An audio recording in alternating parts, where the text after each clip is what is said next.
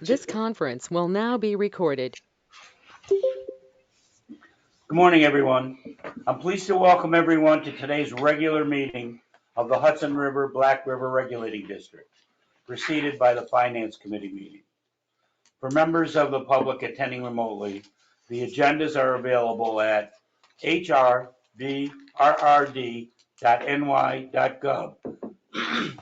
under board meetings. We ask that you please close other programs on your computer or phone, silence your cell phone, and mute your audio when not speaking. The conference organizer will monitor the program's chat function for public comment. We will begin this morning with the Finance Committee, so I will hand the gavel over to our Finance Committee Chair, Ken DeWitt. Ken? I call the Finance Committee meeting to order.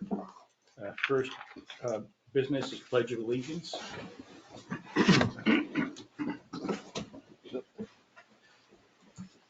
Pledge allegiance to the flag of the United States of America and to the republic for which it stands, one nation, under God, indivisible, with liberty and justice for all. Roll call, Mr. Leslie. Kenneth DeWitt. Here. Committee members Albert Hayes. Here. And Timothy Reagan. Here. Board Chair Mark Finkel. Here. Board members Alfred J. Candido Jr. Here. Richard Byrd. Here. And Nicole T. Allen. Here. Executive Director John Callahan. Here. General Counsel Robert Leslie here. Chief Fiscal Officer Timothy Minicha. Here. Chief Engineer Robert Fulton. Here. Director of Administrative Services Stephanie Rizicki. Here. All accounted. Can I have a motion to adopt a revised meeting agenda? Let me make that motion. Mr. Yes, Hayes. I'll second it. Mr. Reagan. All in favor? Aye. Opposed? Motion approved. Can I have a motion to approve the June 13th, 2023 Financial Committee meeting minutes? I'll make that motion. Second? I will second that. Mr. Reagan, Mr. Hayes. All in favor? Aye. Aye. Opposed? Motion approved.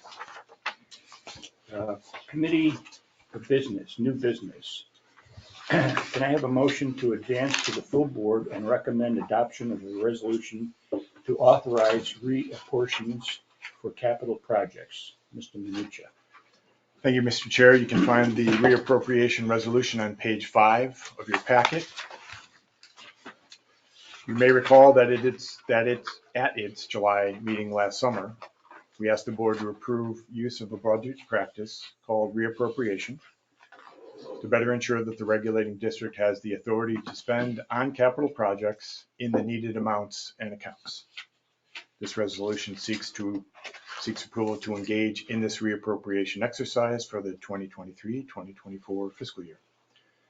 On page 2 of the resolution, you see the amounts we would like to reappropriate and the specific accounts where those changes would take place, totaling $6,213,119. The vast majority, nearly 92%, are in the construction and engineering accounts. The regulating district is, or hopes to be, engaged in dam rehabilitation at Hawkinsville and Indian Lake in the current fiscal year. And with that, I'm happy to answer any questions you have about this resolution.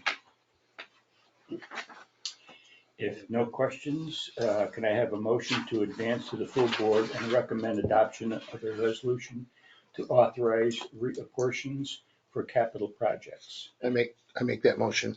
Second? I will second that. Mr. Reagan, Mr. Hayes. No discussion? All in favor? Aye. Opposed? Motion approved. Can I have a motion to advance to the full board and recommend adoption of a resolution declaring official intent pursuant to section 1.150-2 of the Treasury regulations? Mr. Minicha. Thank you, Mr. Chair. You can find the declaration resolution on page 7 of your packet. This resolution represents a declaration of official intent that will allow the regulating district to reimburse itself from bond proceeds within a timely manner for expenses incurred in the rehabilitation of Indian Lake Dam and originally paid from accumulated cash. Adopting this is required to comply with the federal regulations promulgated by the Internal Revenue Service in its regulation of the issuance of tax exempt bonds. We have been discussing a combination of pay-as-you-go and debt financing for Indian Lake, so I do not believe that the 10.4 million referenced in the resolution will need any revision at this time. And if you have questions about this resolution, I will do my best to answer them. No discussion. Can I have a motion to advance to the full board and recommend adoption of a resolution declaring official intent pursuant to section 1.150-2 of the Treasury regulations? I will make that motion. Second, I'll second it. Mr. Hayes, Mr. Reagan. no discussion. All in favor? Aye. Opposed? Motion approved. Can I have a motion to adjourn the financial committee meeting?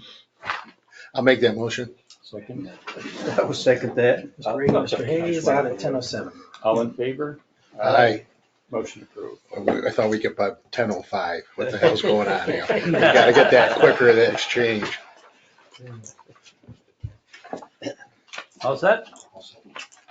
I'd like to call to order the regular meeting of the Hudson River Black River Regulating District. Roll call, Mr. Leslie. Board Chair Marco Franco. Here.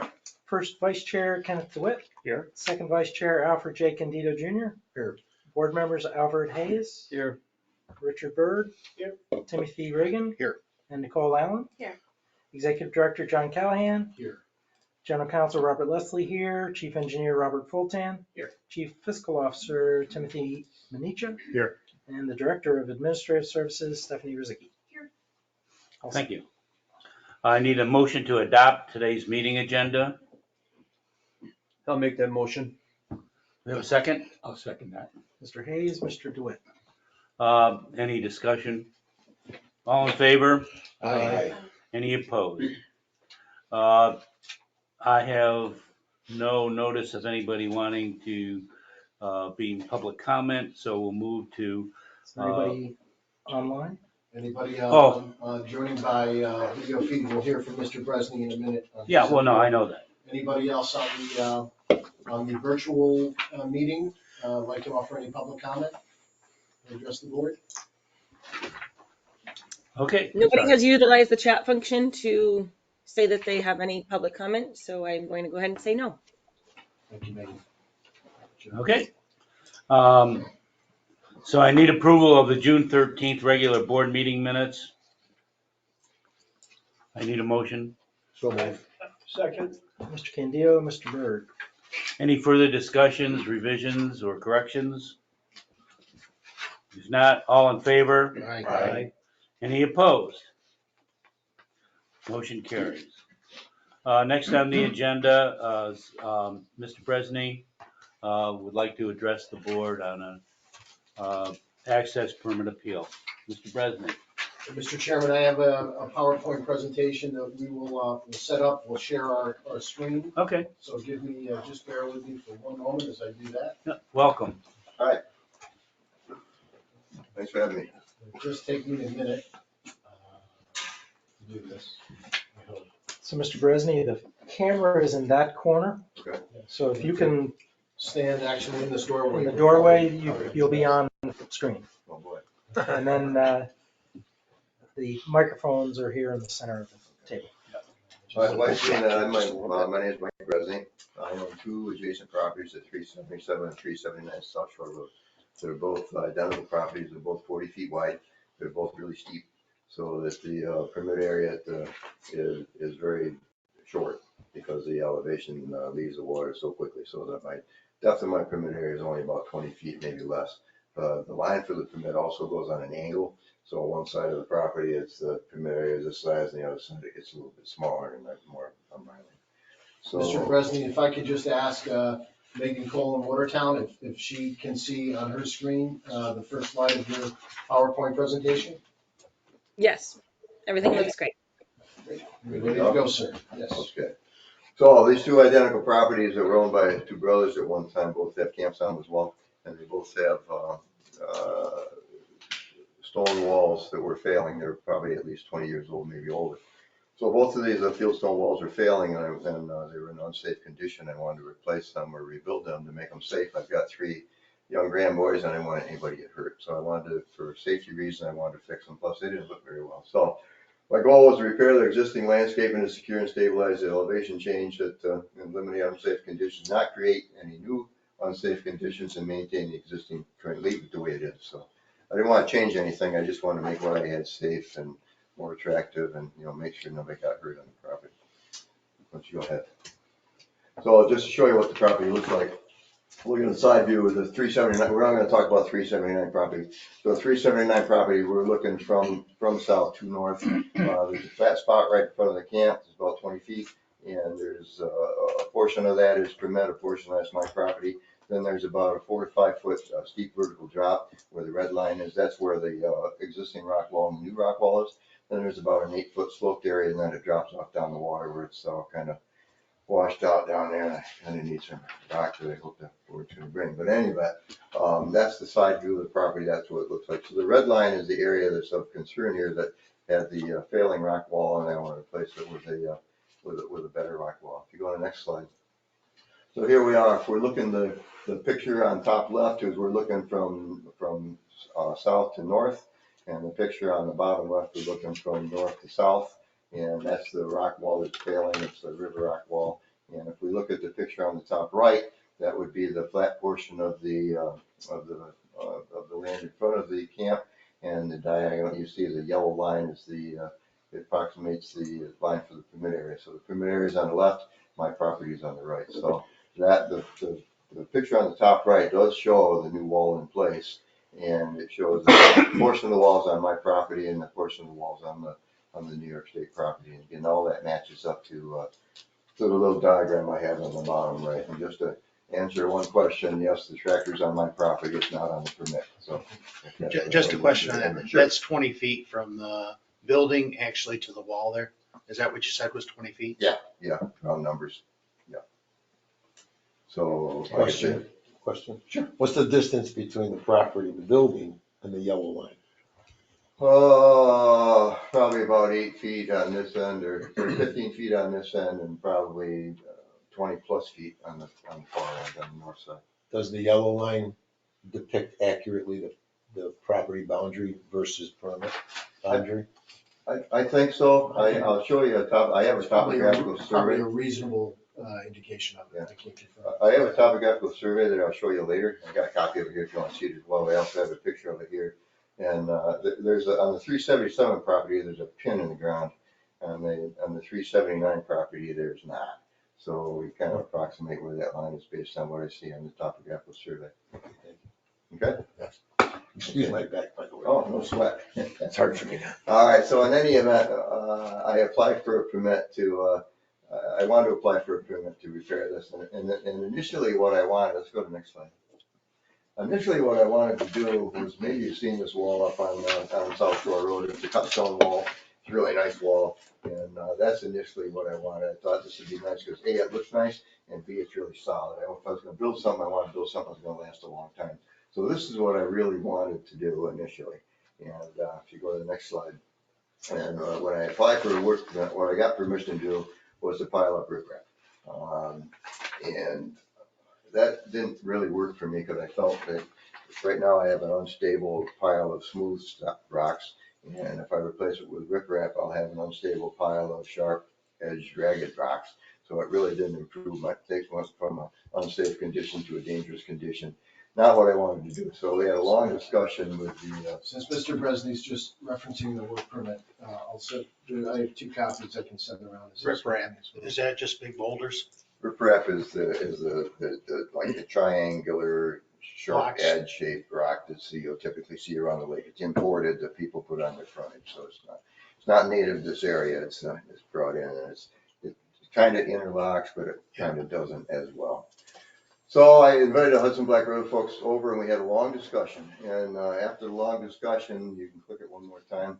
One of the Hudson Black River Rock folks said that I could do a river rock repair. They said, what do you want to do? I said, I want to do this cut stone repair. And they said, well, you can't do cut stone, you gotta do rip wrap. So we went back and forth. I said, well, you can do a river rock repair, which to me, go ahead, John. Which to me was a compromise between the cut and fitted stone I wanted and rip wrap. And then another Hudson Black River rep said, well, go ahead, John. You can use the existing work permit and just change the words rip wrap with river rock and go ahead and do your repairs. So that sounded like a great compromise to me. And I said, let's do it. And they said, let's do it. And we shook hands and left. And I thought we were on board. So go ahead, John. So that's what we did. So we stacked up river rock and I hired these two gentlemen to do that. And this project was going on in October, November, and December of 21. So this is in November. And in November, while these guys were stacking rocks, they called me one day and said, Mike, Hudson Black River's here. What do we do? I go, Mike, the IRS is here. What do I do? You know? And so I said, well, what's he doing? He said, well, he stood over here in the corner. He stood in this area over here. He was a man dressed in Hudson Black River uniform that stood over there and watched them work for 10 to 15 minutes. I said, what'd you say? He didn't say anything. What'd you say? I didn't say anything. I said, well, give him the phone. Let me talk to him. And now he's already gone. I said, well, keep doing what you're doing. And if there's a problem, they'll get hold of me. So go ahead, John. So he was there for 10 or 15 minutes, didn't speak to anybody, didn't identify himself, and came unannounced. I didn't know he was coming, neither did they. And so subsequently, there's no communication from the board to me with respect to whether it was good, bad, or indifferent, so I never heard anything. And it wasn't until almost a year later when I got the rejection letter. And so I assumed since we had the process inspection, we were okay. So I was kind of surprised. Hit it one more time, John. So this is the timeline. So in October 21, we got the work permit. We had discussions on site. I thought we came to an agreement. We were going to file up River Rock. In November, the Hudson Black River Rock representative, unidentified and unannounced, came, stood there, watched the work, and then left. And we finished the project in December. I didn't hear anything. January through August, Matt and Tom came over and we talked about my washout in front. They said, yeah, we'll bring rock someday. And said, boy, that wall really came out nice. So I got a compliment. And then September, nothing. And then I got the poison pen letter in October. Said I had to tear out everything and replace it with rip wrap.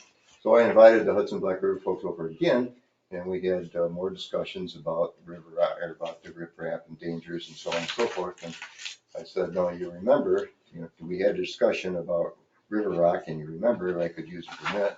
And they said, yeah, we recall that conversation, but that isn't the kind of river rock that we were thinking about, so you got to tear it out and put it in rip wrap. And if that doesn't work for you, here's the appeal process. Go through the appeal process. So that's how I got here today. I will say one thing. I know you folks have access to everybody's permit area at any time, and that's fine. But this is an active construction site.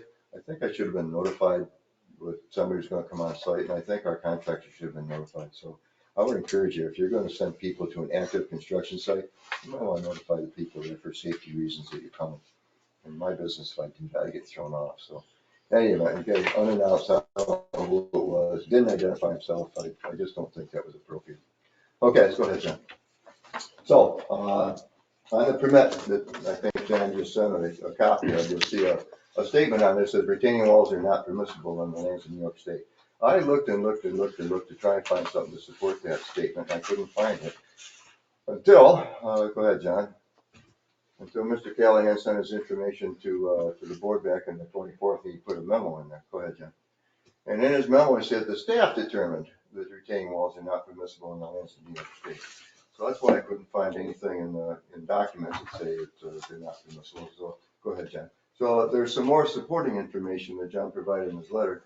So that this DEC guideline says that maintenance of existing landscaping and doing replacement and kind work does not require a review by the DEC. However, if you're building a new wall that is not made of existing landscaping, then you have to have a DEC review. That's a little bit different than walls are not allowed by DEC. It says, if you're doing maintenance of existing landscaping and replacement kind, it is allowed. They don't need a review. But if you're not doing that, you do need a review if you're going to put the wall in. So that doesn't really, that would have been good information when we were having the conversation about the permit, as opposed to just retaining walls are not permissible. If we go one more step, go ahead, John. This is also from John's letter as well, that the APA excludes construction of retaining walls less than 200 square feet made of dry leaf stone. So APA, if you're gonna make a wall larger than, as I understand, a wall larger than 200 square feet, you need to review with the APA. This wall, in my opinion, is under 200 square feet, at least the portion of it that's on the New York State land.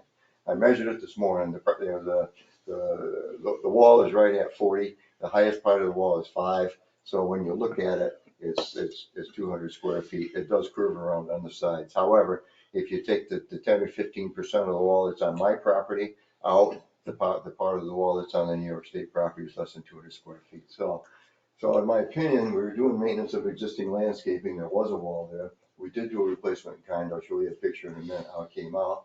And the part that's on New York State land is under 200 square feet. So again, I wish I'd have had this information. We were having a discussion about the permit. That would have been good to have that before we got to this stage of the appeal process. But we have it now, so that's good. So I think we're okay. So one more, John.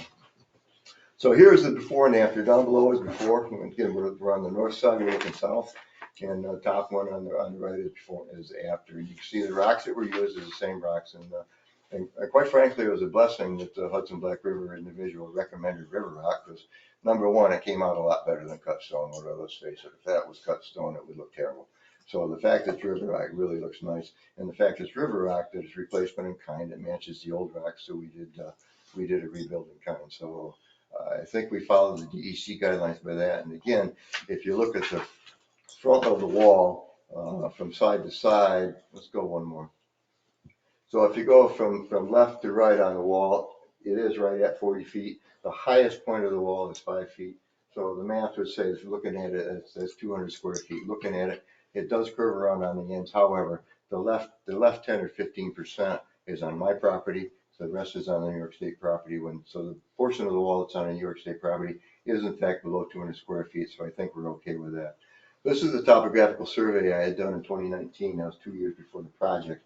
And it shows different elevations, and it shows that nothing has changed. So up near you can see how the taking line goes on an angle, and the house is parallel to the water, and the rock walls are parallel to the water. So that's how part of the wall ends up on my property, and part of the wall ends up on the New York State property. As far as elevation goes, you can see, unfortunately, you've got to turn your head upside down to read it. But up above the 780 elevation, can I come over here and point? Sure, of course. So the 780 elevation here is the top of this bank. That stayed the same. Again, this is from 2019. This is from spring of 22. 780. Top of this bank is 773. Of course, the water level, the high water level is 771. On this day, the water elevation was 768. So 768, 771, 773, 775, 780. So the reason I put that there is I want to show everybody that this well has nothing to do with the water. It's not going to upset the fish. It's not going to upset the wildlife. It's not going to upset the plants. So it doesn't have anything to do with the water. It only has to maintaining the existing topography that's been there for longer than me. I've been up here since 05, and both those walls were in place in 05 when I got here.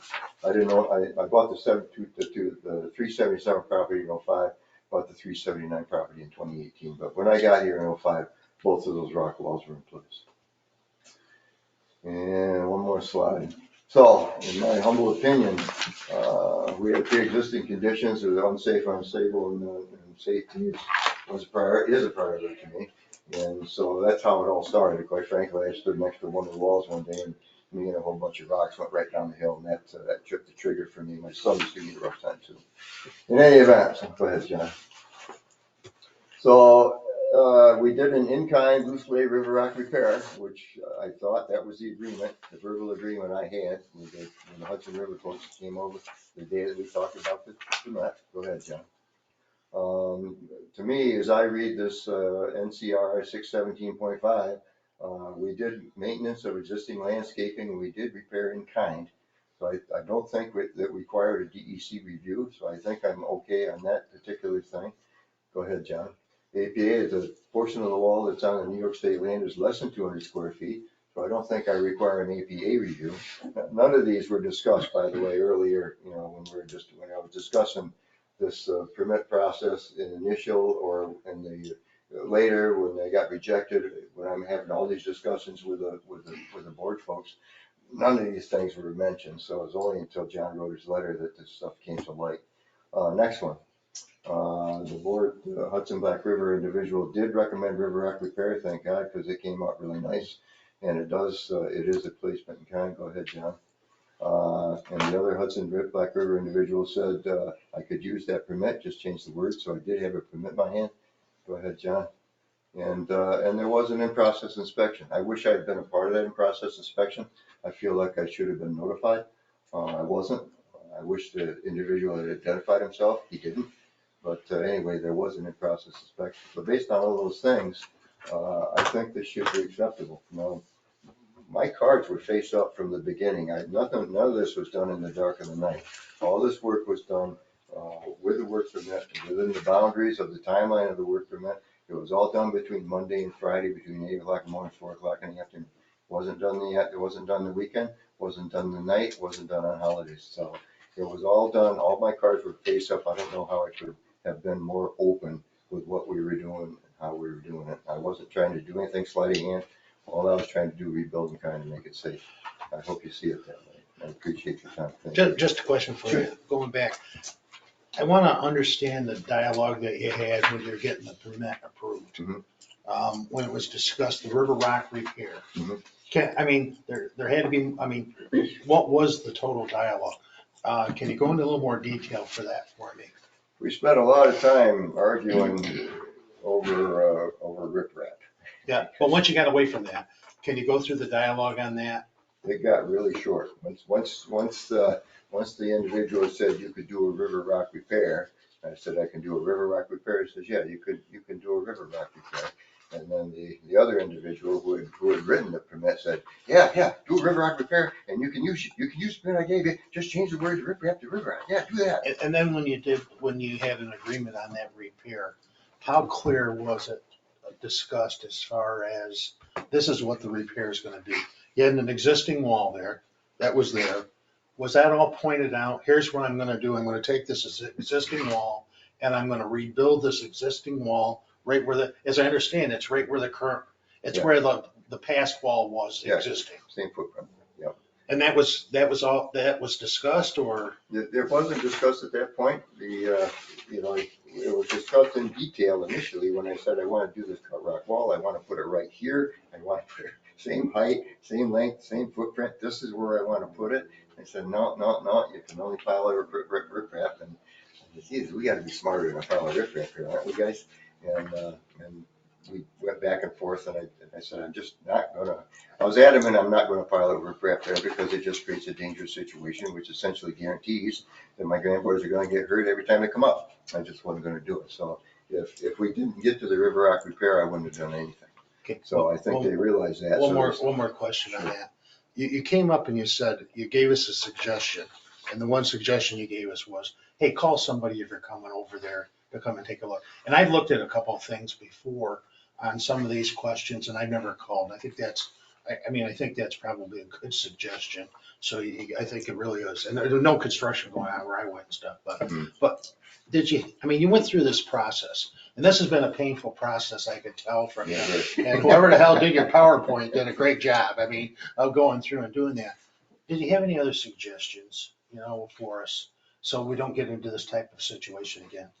Yeah, I would say if there are, it's very difficult, and I'm a pretty good researcher. I'm an engineer. I've been an engineer for I could tell that. I research stuff all the time, and I research and try to find information with respect to what are the guidelines, and it's very, very difficult to find that. So I appreciate the fact that Mr. Callahan put those guidelines in his letter, because I said, oh wow, look, here it is. Now I got something to work with. So I would say if you're going to put a statement out there to say this is not allowed, put some meat to that. That says it's not allowed because the DEC says this and the APA says this, and this is why it's not allowed. Just not, it's not allowed. Period. Because quite frankly, that statement by itself was not correct, because DEC does allow walls. You just have to ask, and you got to go through a process. And the APA does allow walls. You just, if you're below this, you don't have to ask. If you're above that, you have to ask. So they do actually allow walls as long as you ask and you go through the process. And the way I read these things, I'm below the threshold on both of them where I needed to ask, so I didn't need a review. That's the way I read those things. So that would have been good. You know, for instance, the 200 square foot, you know, maybe I expanded this wall, maybe it comes out 250 square foot. Now I'm really in trouble, right? So if we know this, if I stay below 200 square foot, now we don't have to go for an APA review. That would have been good information. So I think if there's information to, you know, you can't build a wall, if there's New York State guidelines, DEC guidelines, APA guidelines that support that, I think that information should be made available at the time to apply for permits. So again, take the 300 foot rule. You know, I'm gonna build this wall 300 square foot. Well, if you do that, you have to apply for, you know, for a review. But if you make it 200, you don't. Oh, well, then I'll make it 200. I don't wanna go for a review. Does that make sense? Does. So I guess, Mr. Chairman, I'll just present some information on how I reached my determination and in the interest of the board, considering all the points. First, I want to thank Mr. Bresney for the great communication, both here today, the PowerPoint presentation, and over the last few months as we worked through this issue. This is a good slide for me to work off of, because I'll address some of the points he raised, maybe in backwards order. So there was no in-process inspection. Mr. Bresney indicates that he's waiting for the regulating district to come and do some riprap work, probably eagerly waiting. And so that's one of the sites that we monitor and check. Matt and Tom were there later in the year, but Tom was there earlier in the year. In November, I believe, when the work was ongoing. Apparently, he did not introduce himself, but was not there to inspect the project. Was there as part of our ongoing erosion control work. Mr. Bresney raises, I think, a valid point, and that is the age-old issue, Mr. Reagan, of one hand knowing what the other hand is doing in close coordination. And I think that's a great takeaway for us to ensure that level of coordination is happening and that the opportunity for misunderstanding does not present itself. The permit was issued, and I think it's very important. Mr. Bresney is absolutely correct when he says that he was told by the permit staff simply substitute river rock for riprap. I've sent around a couple of copies of the permit. You'll note that that substitution, the opportunities to substitute river rock for riprap, occurs not in the first part of the work permit, the approved work permit, which says permission to construct retaining walls is denied, but rather at the lower elevation, the riprap work that we did approve, you could substitute riprap, you could substitute river rock rather for the riprap there. And I think that's clear. To Mr. Reagan's point, there's very little, I think, room for misinterpretation when the sentence is, this work is denied.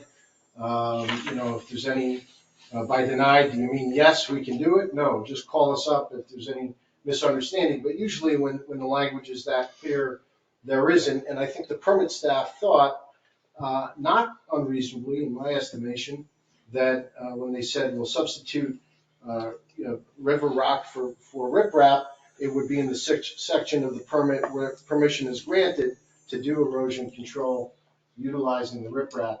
And I think Mr. Bresney is also very correct to raise the regulatory guidelines for retaining walls, and nothing he's presented to the board today, to my knowledge, is incorrect, except that where, to the extent that DEC and APA is regulating this type of activity and this type of work, that type of work, if somebody wants to do it on his or her property, is not typically taking place on state land.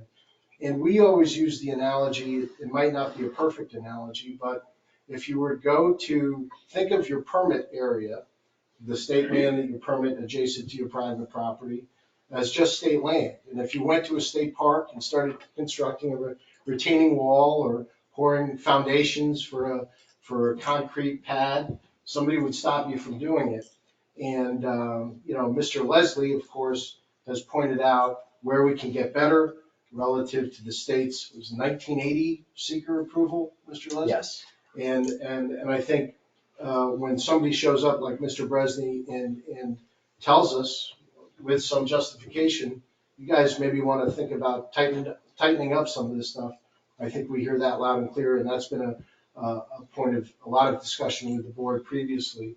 I also want to note, and I think this is important, that Mr. Bresney's presentation, which is excellent, by the way, focuses on the property to the north, but the appeal that the board is considering today encompasses our determination on both properties. My May 1st, 2023 determination on Mr. Bresney's appeal to the executive director level actually gave him some relief. And I think in consideration of some of the points he's raised, and the fact that Mr. Bresney's got pictures, and maybe we can go back and look at a couple of them here, that there were, and we don't dispute that, 2 rock walls in the past in both locations.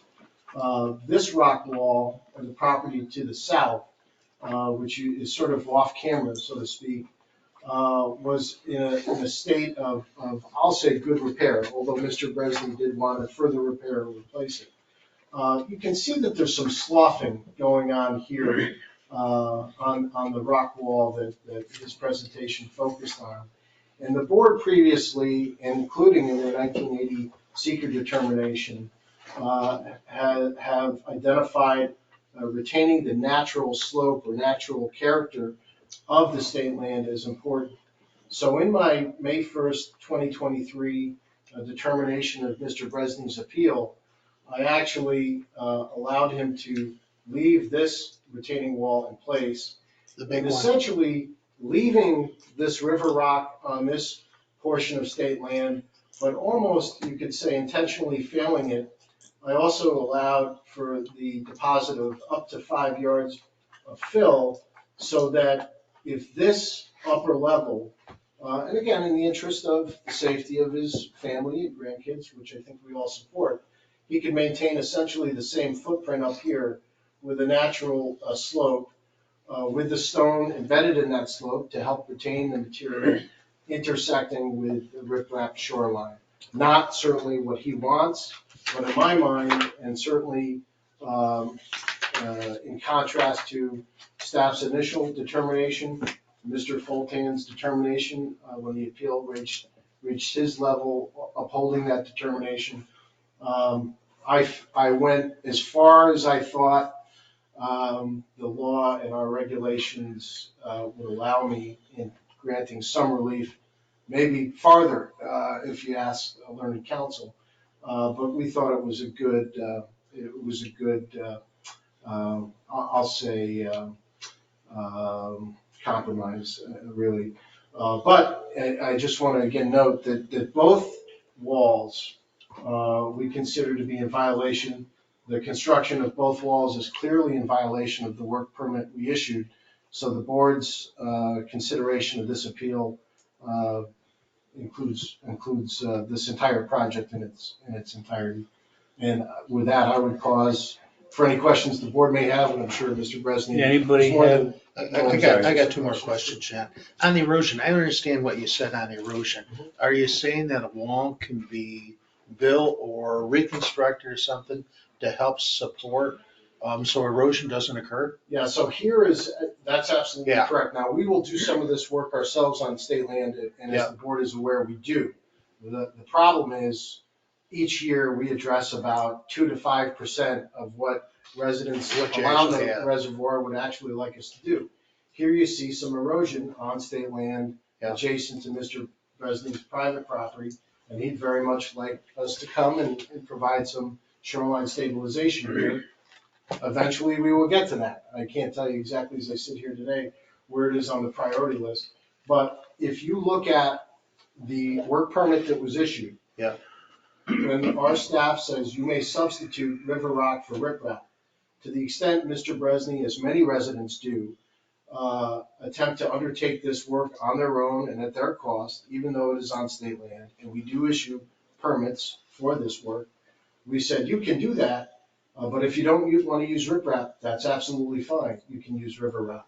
And this is, we believe, staff believes, it's clear in the permit, based on the work that was authorized, that the shoreline is what was being referenced there. That's what you were talking about versus the wall. Absolutely not. Oh, Absolutely okay, not. just We never- The permit is all about the wall. Just one more question on that, John. Can you flash back to the picture of the deteriorating wall? Yeah, you just went, yeah, okay. This one here. Yeah, now, what about the erosion on property for that purpose? Because that looks like that is eroding, and that's gonna, I can't remember, I think you said was it 10 feet away from the house of going through there? So that is gonna erode over a period of time. What's the policy on if I have a place like that, and I've got that type of a situation, I do have erosion taking place, because you can kind of see it there as it goes, and that rock's helping it, but as soon as that rock goes, that's gonna wash right out on a, I think it's probably safe to say there's gonna be some water that's gonna come down through there and cut through that. Yeah, I I'm would just certainly- saying from the way it's rained a couple times here and stuff are coming down Don't know through. anything about the Okay, you didn't look at it. surface runoff. You're talking Okay. about surface runoff. Yeah, I'm trying to That's- understand, what would we do in a situation like that, where somebody's property was starting to get, where it could become a issue with the property itself? So versus- Surface runoff that originates from the private property, that's deteriorating private property, Well, that would be I the guess we're private saying, property landowner's I guess responsibility. we're saying part of that state property. I guess that's why we're talking about it, right?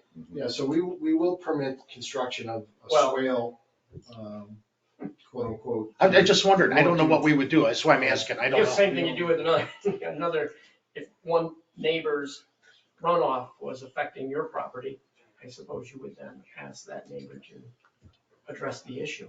But In I, this case, it would be runoff from a private property affecting state land. but wouldn't I do something to, I'm asking the question, I haven't even got an opinion on this. I'm asking the question, on that erosion, where that wall is, if that erosion were to continue, it's gonna keep cutting back in the bank. Part of it's state land, part of it's my land. What would be the position if I came to you and said, I have erosion here, I've gotta do something to stop the erosion, because at some point in time, it's gonna affect my foundation of my house. What would we do? I don't know, what would we I say? don't know if I could quickly get on the computer, as I'm at the limits of my technical expertise here, just sharing the screen. But there, we do have a swale design which can allow, and I do want to point out, and Mr. Breslin maybe will help me out here. In this rock wall, somewhere on the lower right, somewhere in here maybe, there is a drain pipe that was Yeah, installed. if you go, So- if you go ahead, Go ahead. go. Where was the? So initially, there's, as I understand, I wasn't here when this foundation was put in, but there's a line that comes down here and there's water that runs out of it in the spring that quits in about June. So I believe it's a drain line that goes under this house. It comes out of by the mountain here. Right out of the rock there, huh? Yeah, so when the wall was built, it was extended, it came through there. There's one on this side, which is on my property, and there's one on the other side, which is on the state property. So we So will, there's about a 3-foot extension of corrugated, that goes through the wall. That's a real problem to pull it out. so what It's we, just an extension of an existing, foundation drain. so we won't permit those types of drain pipes, Mr. Reagan, but we will permit basically a trough lined with stone in a swale design, which is available on our website.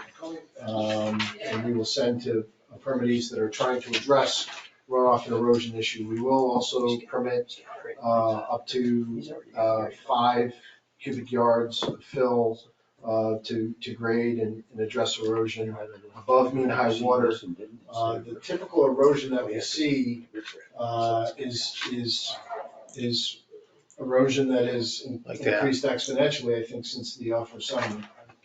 Yeah, So, totally on different. the water line, which is Surface different issue, being able to control surface water.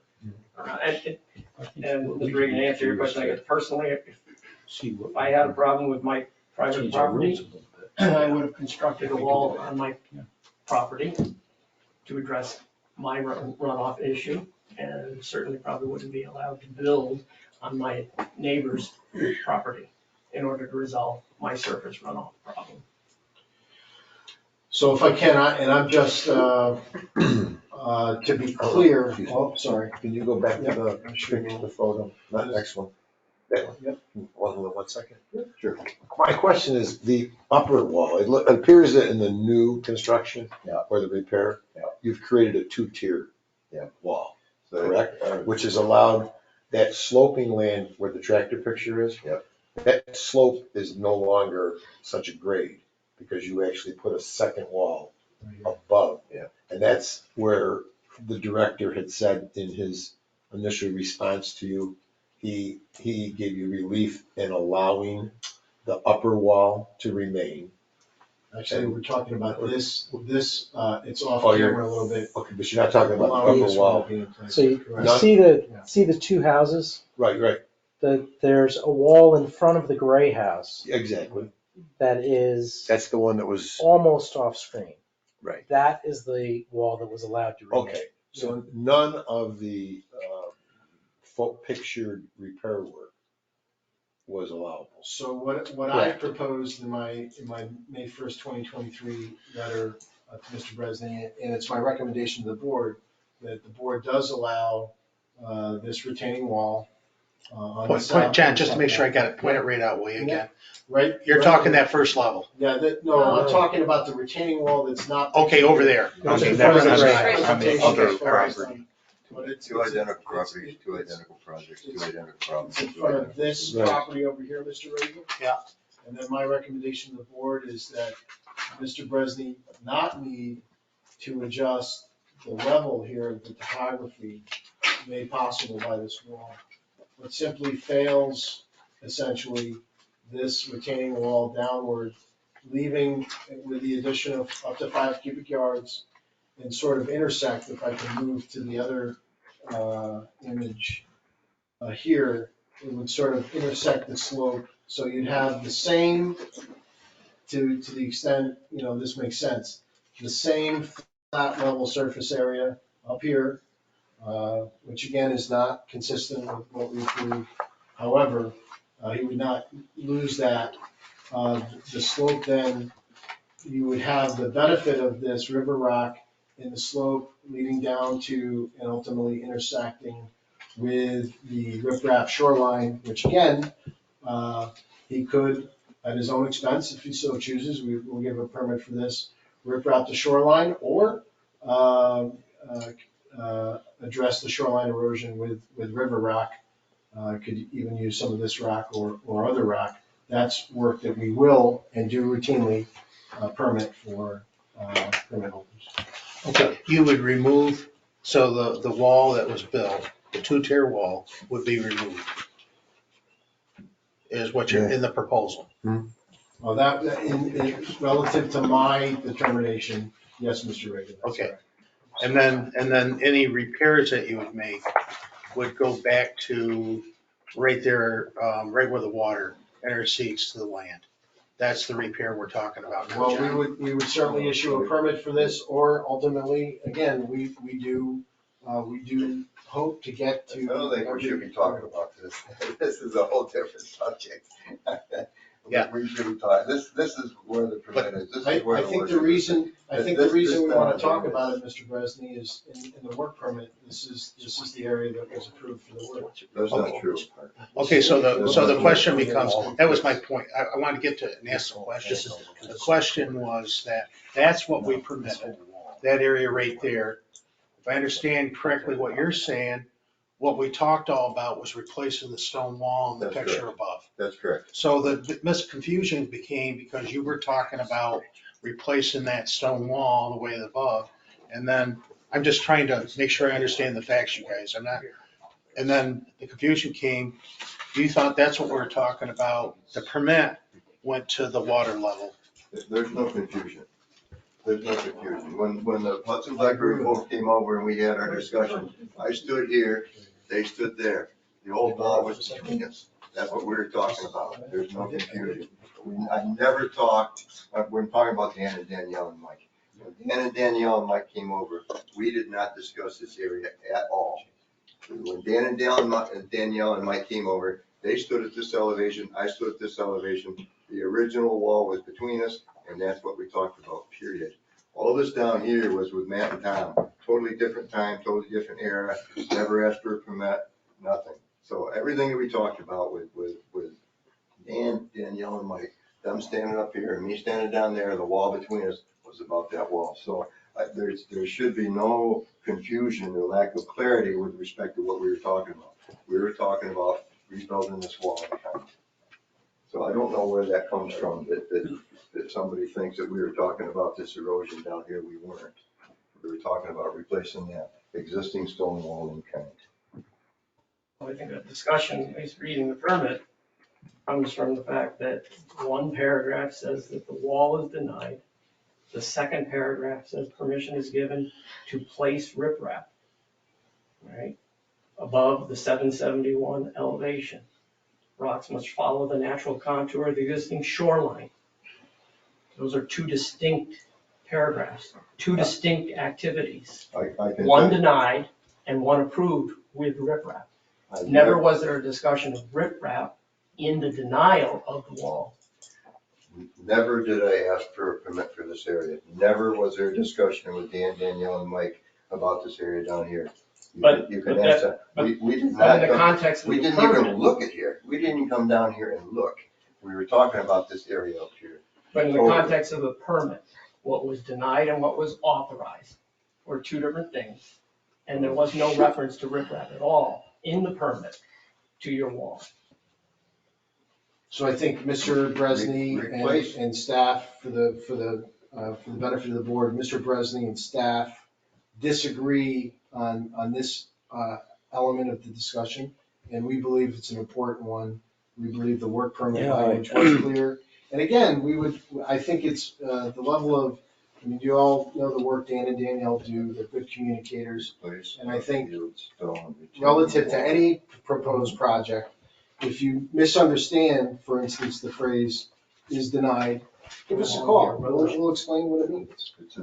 The permit says. Guys, let's have one conversation at a time, Okay, please. so So other questions from the board for Mr. Yeah, Bresney or for me, Mr. Chairman? You know, what I would like to do, I appreciate your presentation very much. I think from what I'm hearing, the board would like an opportunity to discuss this. I don't know how everybody feels, instead of making a determination right this minute. No, I don't want to do that. And we will give it a full discussion, I promise you. It will be a notice discussion, Yeah, which Mr. Bresney will be able to attend. absolutely. The board can't have Yeah. board cannot go to executive session to discuss this No, type I of didn't, I matter, wasn't suggesting that. or can't go to the site and discuss it there and make a decision. We need to make a decision during a board meeting. Not a problem. There can be no independent discussion at all on it. As long as there's not a quorum of the board, you and any other board member or two can discuss. Once you get to four of you, Then it's Then gotta there's be a all quorum. open, and That's so gotta we be an open so we can't have a good, open, honest discussion about it. you can, just Yeah, in no, a small no, group. Okay. And also, let me just note, Mr. Bresney, we conveyed this earlier, has invited any members of the board, right, with notice to visit the site. I'm glad to have you come over. I just had one question about, Sure. the added tier, the second tier. Like, what is the size of that? And Like there's a yellow line, It's like 18 inches. 18 We inches just did that by. to, the land rolled back, Yeah. so rather than build it up. 'Cause that was we had to all slope newer. down. Not in the existing space. We just kind of, like I say, the ground rolled down there, so Yeah. we have to bring the wall up high and fill it in with dirt or stick with existing terrain. And that's by stepping it back, it's stuck with existing terrain. And what percentage of that upper wall is on private property? I was saying probably 85% of it, or excuse me, 15% is probably on my property. So I was just trying to look at that yellow line to see where that fit In in the permit area far, versus the the far new. corner, the northern corner, and a part of the street section on the northern end is on my property. I would like to point out, and I did have this on one of my slides where it says permission is given to place riprap stone along the erosion to replace a field stone retaining wall. So where this says replace a field stone retaining wall, I think that would indicate that we were talking about the field stone retaining wall. We weren't talking about the washout down below. So I never discussed the lower area with Dan Danielle and Mike. I did discuss it with Aunt Tom, totally different discussions, but this discussion is all about replacing the existing wall. And that's why these words in here says replace a fieldstone retaining wall. And that's in my presentation as well. I'm sorry, I just got one more question, Sure. guys. Sure. Because it's just kind of spinning in me, but I go back to the original wall. Yeah. I'm asking these guys. Okay, I got you.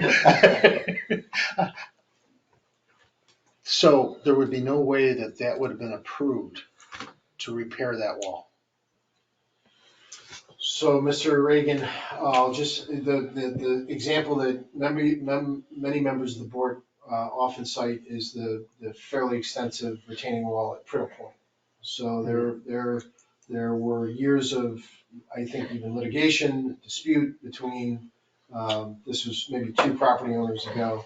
Ultimately, the board voted, probably in a situation like this, to allow certain improvements to remain, so long as other improvements were removed. And importantly in that, if I recall correctly, Counselor, in that determination, the board said, but it can't be repaired and it can't be replaced in the future. As it falls into disrepair, you've got to let it fall into disrepair, other than maybe minor maintenance. And that is, as sort of surprised Mr. Bresley didn't cite it, but when we are engaged in an enforcement action around the reservoir, because that is such a visible spot and such a visible example of where something exists on state land that we don't permit, people point that out. So, Mr. Reagan, you're correct. We would not have allowed and did not, as you can see by looking at the work permit application, that work. Okay, I'm just trying to go back a little farther so I understand. I don't have the history. A stone wall was built there at some point in time, Yes, since the reservoir's been built. yes. Have the state laws changed since then that doesn't allow a stone wall? Or is it more that something's changed in general on the stone wall? I want to go back to, there was originally a stone wall built there that wasn't in repair, Sure. needed repair. Was that allowable back at the time, or is that something new that's changed in the laws? I think it is more likely than not that it was allowed and permitted at the time. The litany of things that It's just changes. have changed include statute, seeker, board policy, our historic properties management plan, the FERC license, APA. So I mean, we are operating under a different soup of instructions, maybe, than the board was, say, 50 years ago. And Mr. Bresley has pointed out, the imperfections in those lists of guidelines that we operate under today, which council has pointed out to the board, pointed out to me, and, there's opportunity for improvement there. I go back to our staff, and I think a great deal of the job that Dan and Danielle do, and I got some very good feedback at the Town Day Property Owners Association just last Saturday, relative to their ability to communicate and work with people to do maybe not exactly what they want, but in terms of getting to a place where there is activity that we can permit. And personally, my opinion, I hope the board agrees, the work permit is very clearly worded in that regard. Mr. Bresley does not agree with that, and I think he's conveyed that very effectively and articulated his points very well today, and again, accompanied by a great presentation. But our recommendation, staff's recommendation to the board remains the same, to allow the retaining wall at the property to the south to remain in place, but to take down the retaining wall that was the subject of Mr. Bresley's presentation today. And was there a complaint on the wall? Is that why you guys went back to visit? I can't recall exactly. It is certainly not uncommon for somebody to call us up and say, hey, somebody's building a retaining wall? But it's There not- is not a record of a complaint, and therefore, no, there was not a complaint. Whether there was a complaint and nobody recorded it, or whether no complaint happened, legally, once we get to court, there was no complaint. I have a question, a couple questions now. On jurisdiction. What is the jurisdiction of DEC? First of all, I'm sorry, let me ask the first question. Where's your APA boundary here? I'm not familiar. Is that entire Saguenay within the APA? So the APA has jurisdiction over the entirety of the Sacandaga, except for a small sliver down in Mayfield that is outside of the blue line. So this property is within the APA? This property is subject to APA jurisdiction. Does not the APA regulations cover even private property? It does. And if Mr. Bresney were to have approached APA to get a permit, which I believe his argument is that He didn't need one. he's below the threshold and therefore didn't need one. Mhm. But if he had approached APA to get a permit, he would have had to include the regulating district as the property owner, or the state's property owner, but the regulating district has jurisdiction over that property. He would have had to include us as a co-applicant on his Section 814 permit to the APA in order to be able to do the work. I don't know, maybe he did a jurisdictional inquiry with APA and determined that it was below their threshold, and I'd like to ask that. Excuse me? Did you apply for any permit or review by the APA? I did not. I didn't. All this stuff I learned about the APA and the DEC information, I got from Mr. Callahan's letter in May. So none of that information was provided to me before that. I couldn't find it. Okay. Believe me, I had to look for it. So it would be good if that information was available to present. It was just a question, sir. Yeah. It was just a question. And as far as DEC jurisdiction, statewide. statewide, but from my knowledge, it was the Better the Bank. But once you were off of the Better the Bank and Right, I mean, there, The it DEC depends what being permit you're talking about. I Okay. mean, if there's a stream disturbance permit, then Right, it's right. better the But better. in something, If I'm it's, working on if it's- waterfront property, if you were out of the bed and not, or the bank, then DEC.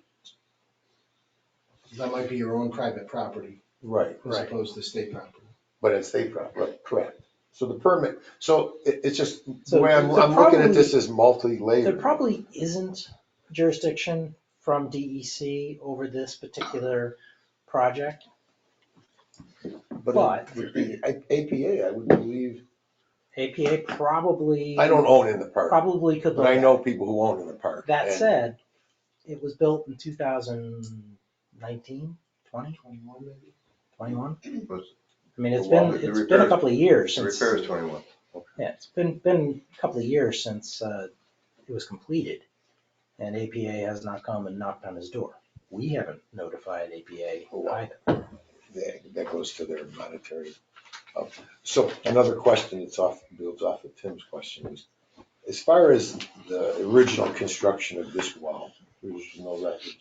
But as far as the southern property that you noted here, was that permitted? That Yeah, wall? and we believe that, not recently, the work permit that was issued covered both permit areas. But originally, we don't dispute at all that Mr. Bresney's predecessor, went through the proper process. Just can't say yes, can't say no. The walls were there. The wall on, to the, one of the distinctions I made, looking at the board's 1980 seeker approval, where they talk about maintaining the natural contour, if I recall the language right, of the state land. The wall to the south was in a much better state of overall condition and represented and looked like that contour had not been significantly altered And significantly is an opinion, as we think the work on the property that was the subject of Mr. Bresney's presentation today was. There's pictures of both 377 and 379 Thank you. in Mr. Bresney's original presentation to the board, which you all received Right. Last meeting. before the Right. May meeting, was it?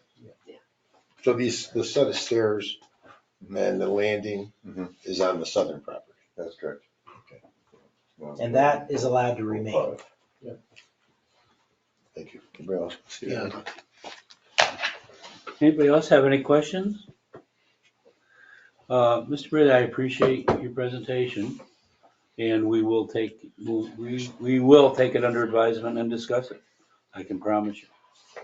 And you will know. I'll be notified. Anybody have anything else? I would guess that you'll discuss it at the next meeting. Yes. Which would be the September 12th. meeting, which is gonna be here. The 12th. Yeah, September 12th, I think. Is that, if you aren't going to be able to be here, you could ask the board chair for an adjournment of the discussion to a later date. If you are able to be here, that would be the day. Okay, thank you, appreciate your time. Thank you. Good to see you. Thank you. Thank you very much. Thank you.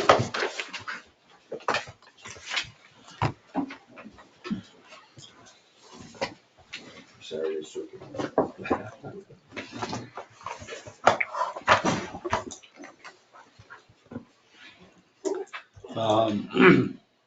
Next, we have the report of the executive director.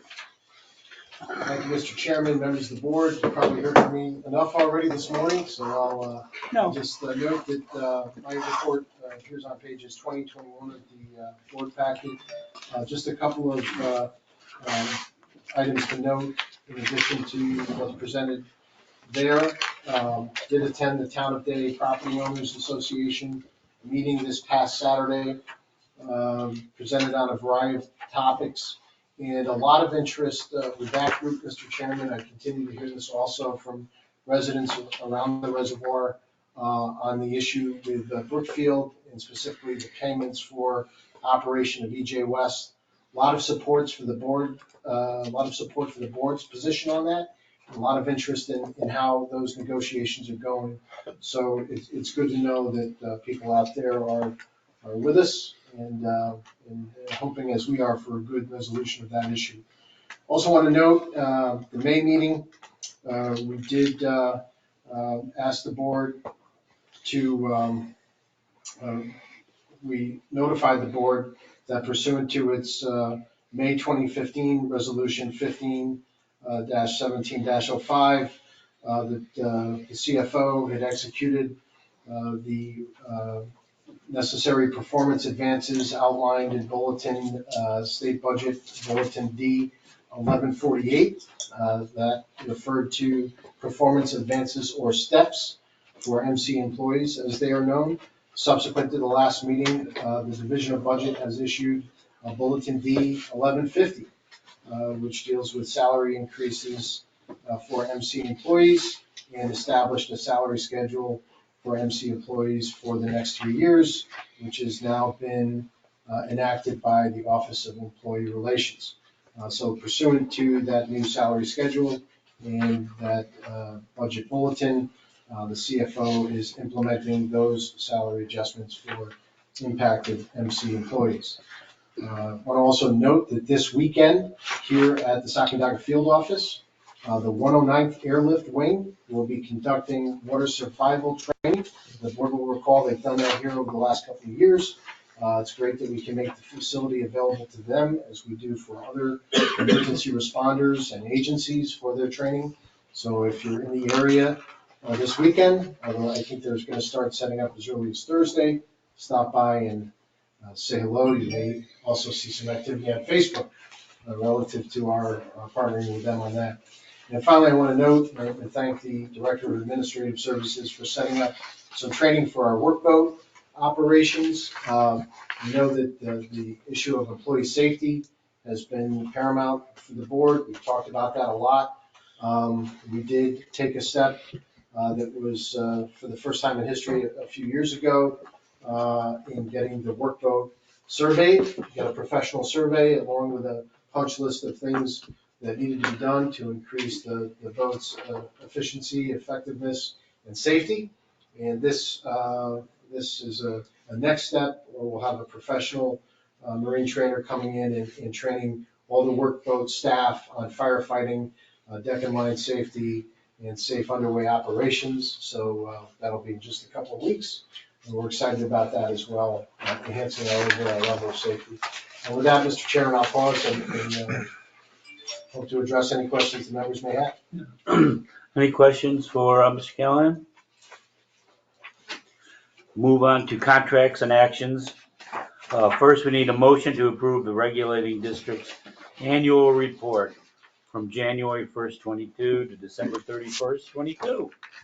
Again, Mr. Callahan. Thank you, Mr. Chairman, members of the board. The much anticipated annual report has been sent under separate cover to each of you from Megan.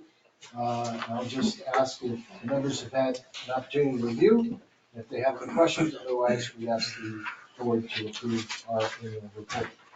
Any questions on the report? If not, a motion to approve. I'll make that motion. Second, I'll second that. Mr. Hayes. any further discussion? All in favor? Aye.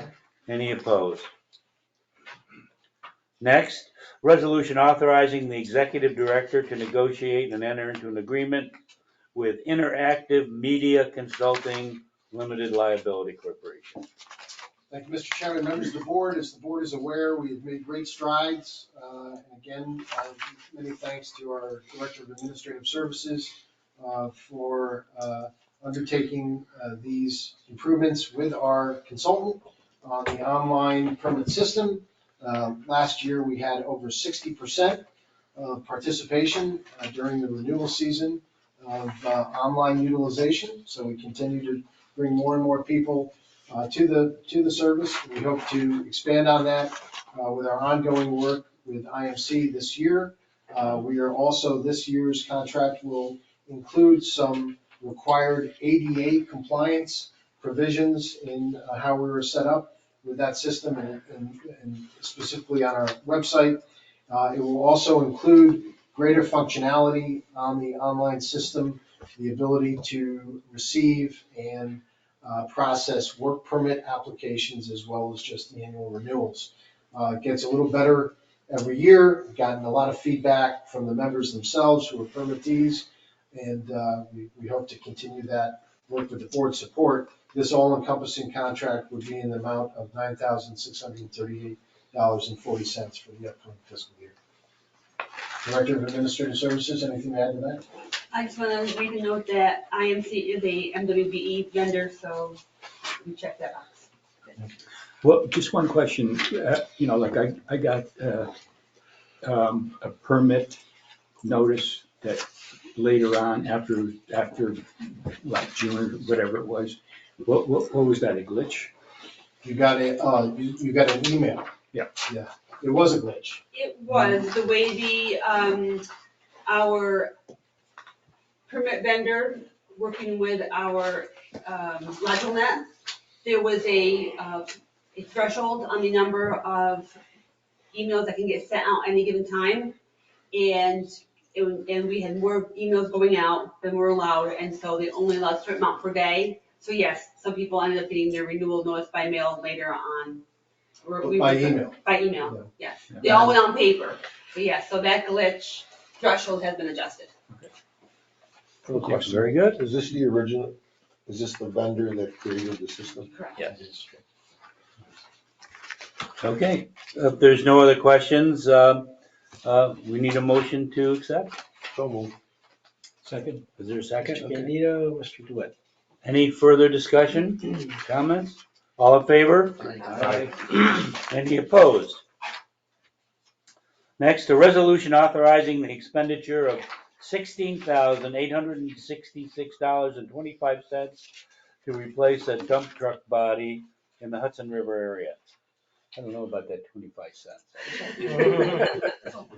Try to Round up try around to be down. precise Yeah. here, Mr. Chair, you know, precision is next to godliness. All adds up. As the board will recall, we went from a fleet of 2 dump trucks down to a single dump truck just a few short years ago. The other dump truck was no longer in compliance with state emissions regulations. We actually retrofitted this dump truck to be compliant with state emission standards.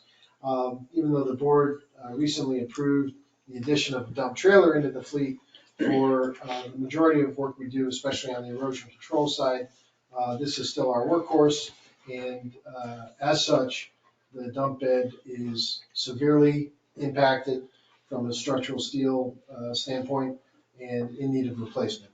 The lowest quote for this work was provided by Binghamton Truck Body in the amount of $16,866.25, as noted, and we'd ask the board's approval on moving forward with this work as well.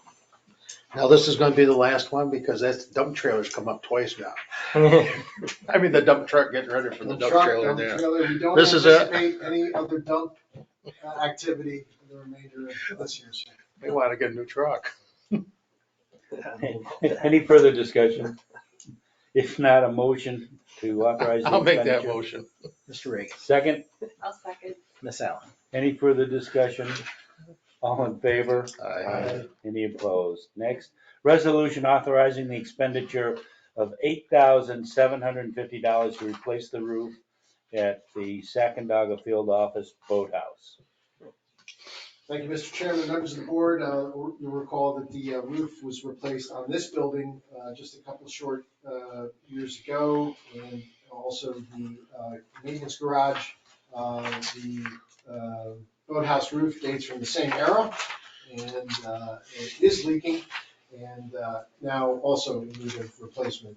The lowest quote was $8,750 from Corel Contracting Corp., and we'd ask the board's approval on moving forward with this expenditure as well. Yeah, any further discussion? Motion to accept the expenditure. I would. Second, Mr. Byrd, Second, Mr. DeWitt. any further discussion? Already said that. All in favor? Aye. Any opposed? The next one is a small one. Resolution to award the Indian Lake Dam remediation construction work. Thank you, Mr. Chairman. My memorandum, I believe, was issued from separate cover shared last week. Yeah, stop right here. Have that. The district advertised in the state contract reporter on June 12th this year, solicited bids for the Indian Lake Dam rehabilitation project. We had 7 contractors that participated in the mandatory pre-bid meeting and who were then eligible to submit bids. One firm submitted a bid by the due date of July 24th, and those bids were opened at 11 a.m. in our Albany office. A determination of the apparent low bidder was made according to the information for bidders in bid documents, and the district's engineering consultant Bergman, as well as the district staff, reviewed the bids, and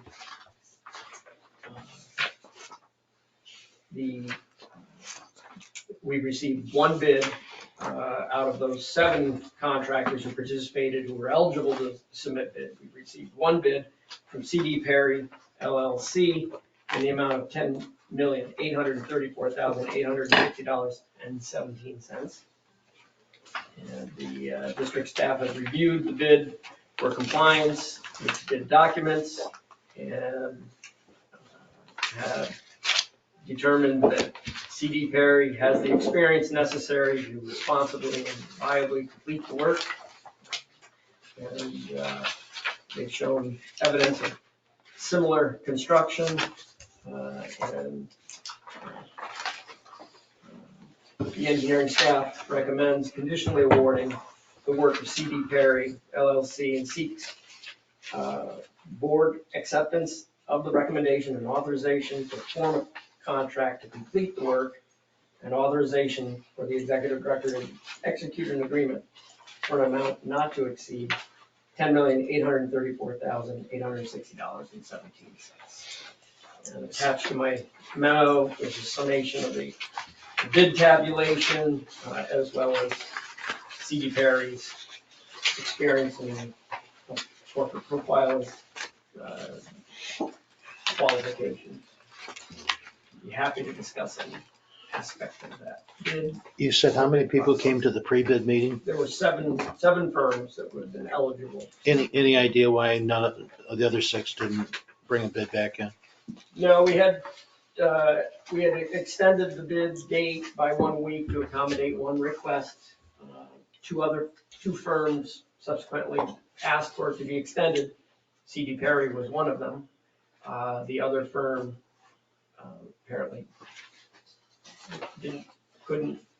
chose not to make that extended deadline. C.D. Perry did, but no indication from any of the others as to why. Just in state guidelines, when you spend $11 million, they'll spend with only one bid? As long as the procurement process has Was been followed. I'll just note, if I may, in addition to that 1 week extension that we did grant, even prior to that, we moved the date of this meeting and extended the bidding process, the length of time that bidders would have by about 2 weeks, I think, by virtue of moving this meeting. So I think also Mr. Fulton might hopefully agree with this, looking at some of the thoughts that the consultant engineer provided. There's a lot of work going on. I know, yeah. A lot of work. And some of the complexities of this project and maybe the influx of other municipal state capital work that's going also serve to depress the response here. And I just want to note also, if I can, and I know there'll be no shortage of discussion on this issue, and council will address it more comprehensively. We may actually need 2 motions on this one, Mr. Leslie. One to, if the board elects to authorize the work, and the other would be to formalize staff's conclusion that there's no adverse impact on the environment. That's essentially a negative declaration for purposes of seeker. It's not necessarily reflected here as a separate motion, but we'd ask, I think, for a separate motion on that. Yeah, we would. I mean, the board, pursuant to the Environmental Quality Review Act, had an obligation to assess the project's impact before committing district resources to the project. The board did that. Different board than you guys. I mean, you might have been here. But basically, Mr. Callahan, Mr. Fulton, and myself, we expressed that this could easily be characterized as a type 2 action under the seeker regulations, a replacement, rehabilitation, or reconstruction of a structure or facility in kind at the same site, including upgrading buildings to meet building energy, fire codes, etc. By that designation, we could conclude that our seeker obligations with respect to this project have been addressed. But nonetheless, we've undertaken a review as if the project were an unlisted action to ensure that we've looked at each of the potential outcomes or each of the environmental impacts, and have determined that the board could embrace a negative declaration as prepared and distributed, outlining that there are no environmental impacts. So sort of belts and suspenders. Belt and suspender approach. Counselor. This would require a motion of the board accepting the negative declaration immediately before the motion adopting the resolution, spending the $10.8 million. I'm sure that issue won't necessarily dominate the discussion. Most of the questions will be directed to Mr. Fulton, appropriately so, but I think it was important to note that just before the board gets too far into its discussion. Right. Do you want to have the board take action on that? Yeah, Get into I discussion? think we should. We should. I would ask you to word that Uh, properly. kind of, sure. So, so the chair is asking for a motion declaring that the Indian Lake Rehabilitation Project, which could have been characterized as a type 2 action, be characterized as an unlisted action, and that the board embrace the negative declaration prepared as if the project were characterized as an unlisted action. So moved. Second, Second. any further discussion on that? Thank you. All in favor? Aye. Any opposed? Now I turn it back to you, sir. Yeah, so What's the delta? I'll certainly, What was the delta? well, the engineer's estimate came at 7.7. That was their most recent estimate. And there were several different factors, I think, that affected or influenced the C.D. Perry. Part of that was, as John indicated, there's There's a lot of work on that. there's a lot of work out there. Yeah. And I think possibly in part, they were unsure of some of the information that they needed to collect from subcontractors. And, I just, the work does involve an extensive amount of wintertime activity. There's underwater construction activity, underwater with divers, and in the case of what C.D. Perry has proposed, underwater repairs with also steel coffer cell in place. Keeping with the belts and suspenders team. Yeah, I guess so. To provide the level of protection that C.D. Perry felt was necessary for those construction activities. So some items like that, I think the consultant didn't anticipate the contractor needing some redundancy in safety or a particular approach quite the way that C.D. Perry is proposing. So I think that was one of the largest influencing factors. The project can't be delayed. Just questioning, For not from a safety what standpoint, purpose? Yeah, that the price Well, will it come should down, move. the price will come down when there's less projects out there. I think based on our experience coming out of Hawkinsville, where we had just 2 bids, and now this one, a much larger project with only 1 bid. And our experience going back even further, where we rebid a project once or even twice, and the price has always gone up, that. It goes up significantly because now there's a benchmark that nobody Right. goes below. Right. Exactly. Yeah, but there probably wouldn't be a benefit to delaying and re-soliciting at this point. How much did we pay the consultant to come forward with, and give us an idea of what the project was gonna cost? Well, all of the work for Bergman, I think, is about $1.1 million, including construction observation. And they designed it.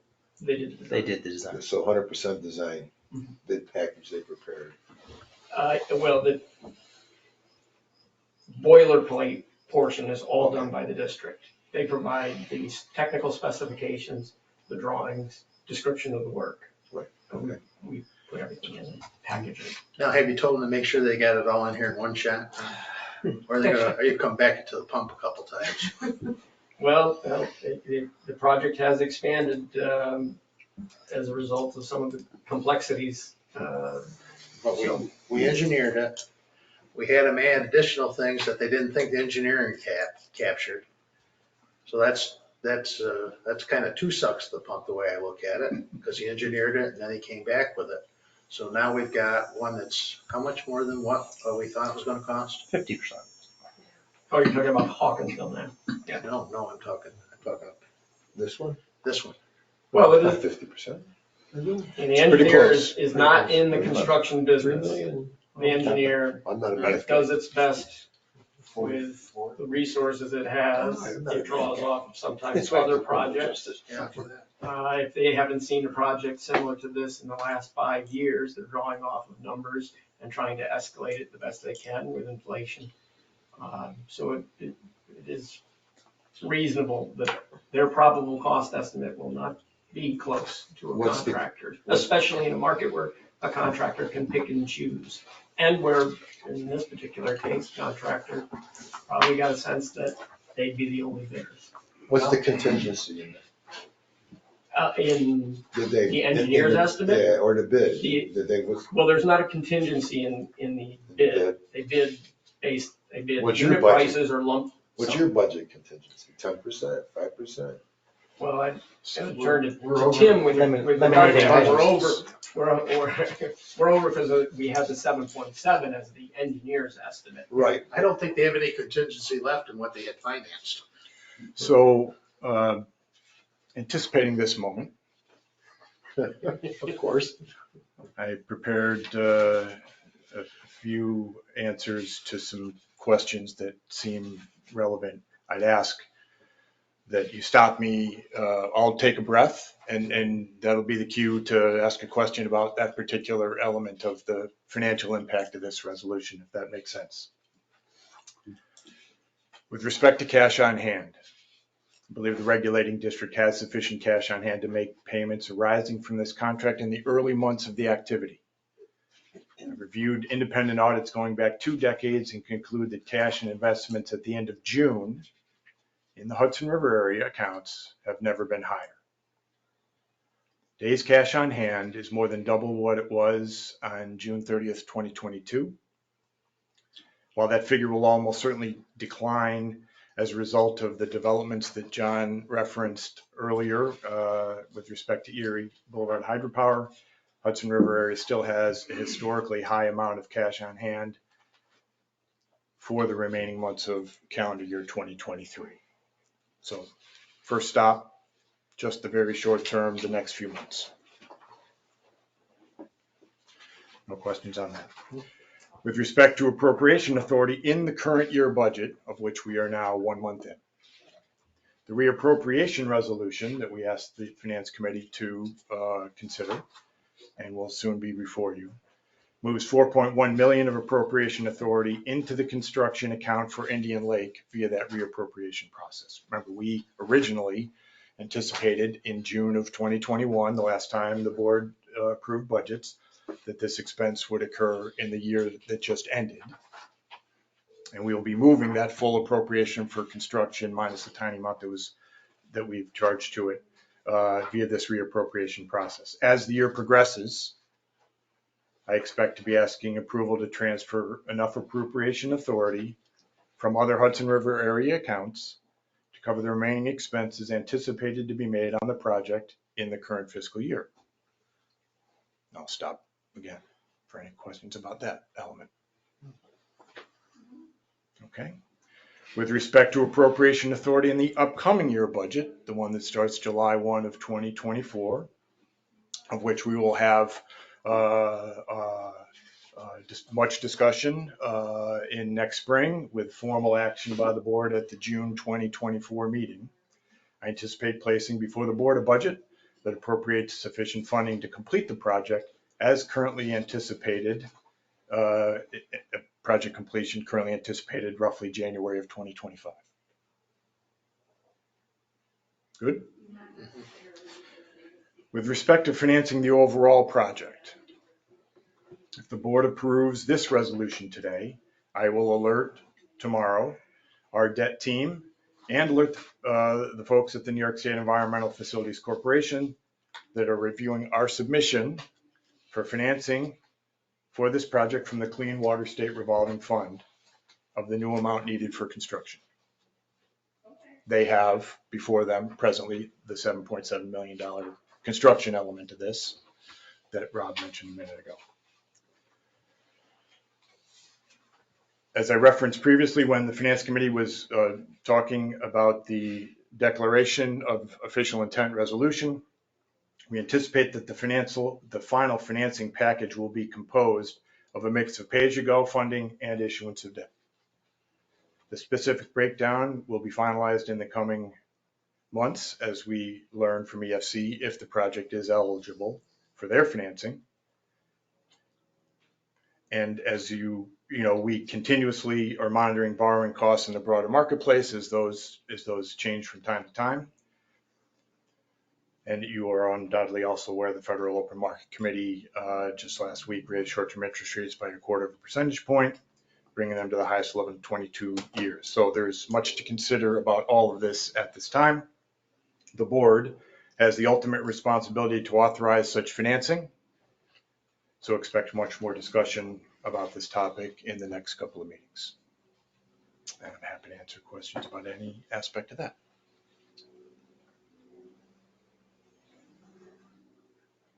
Very good.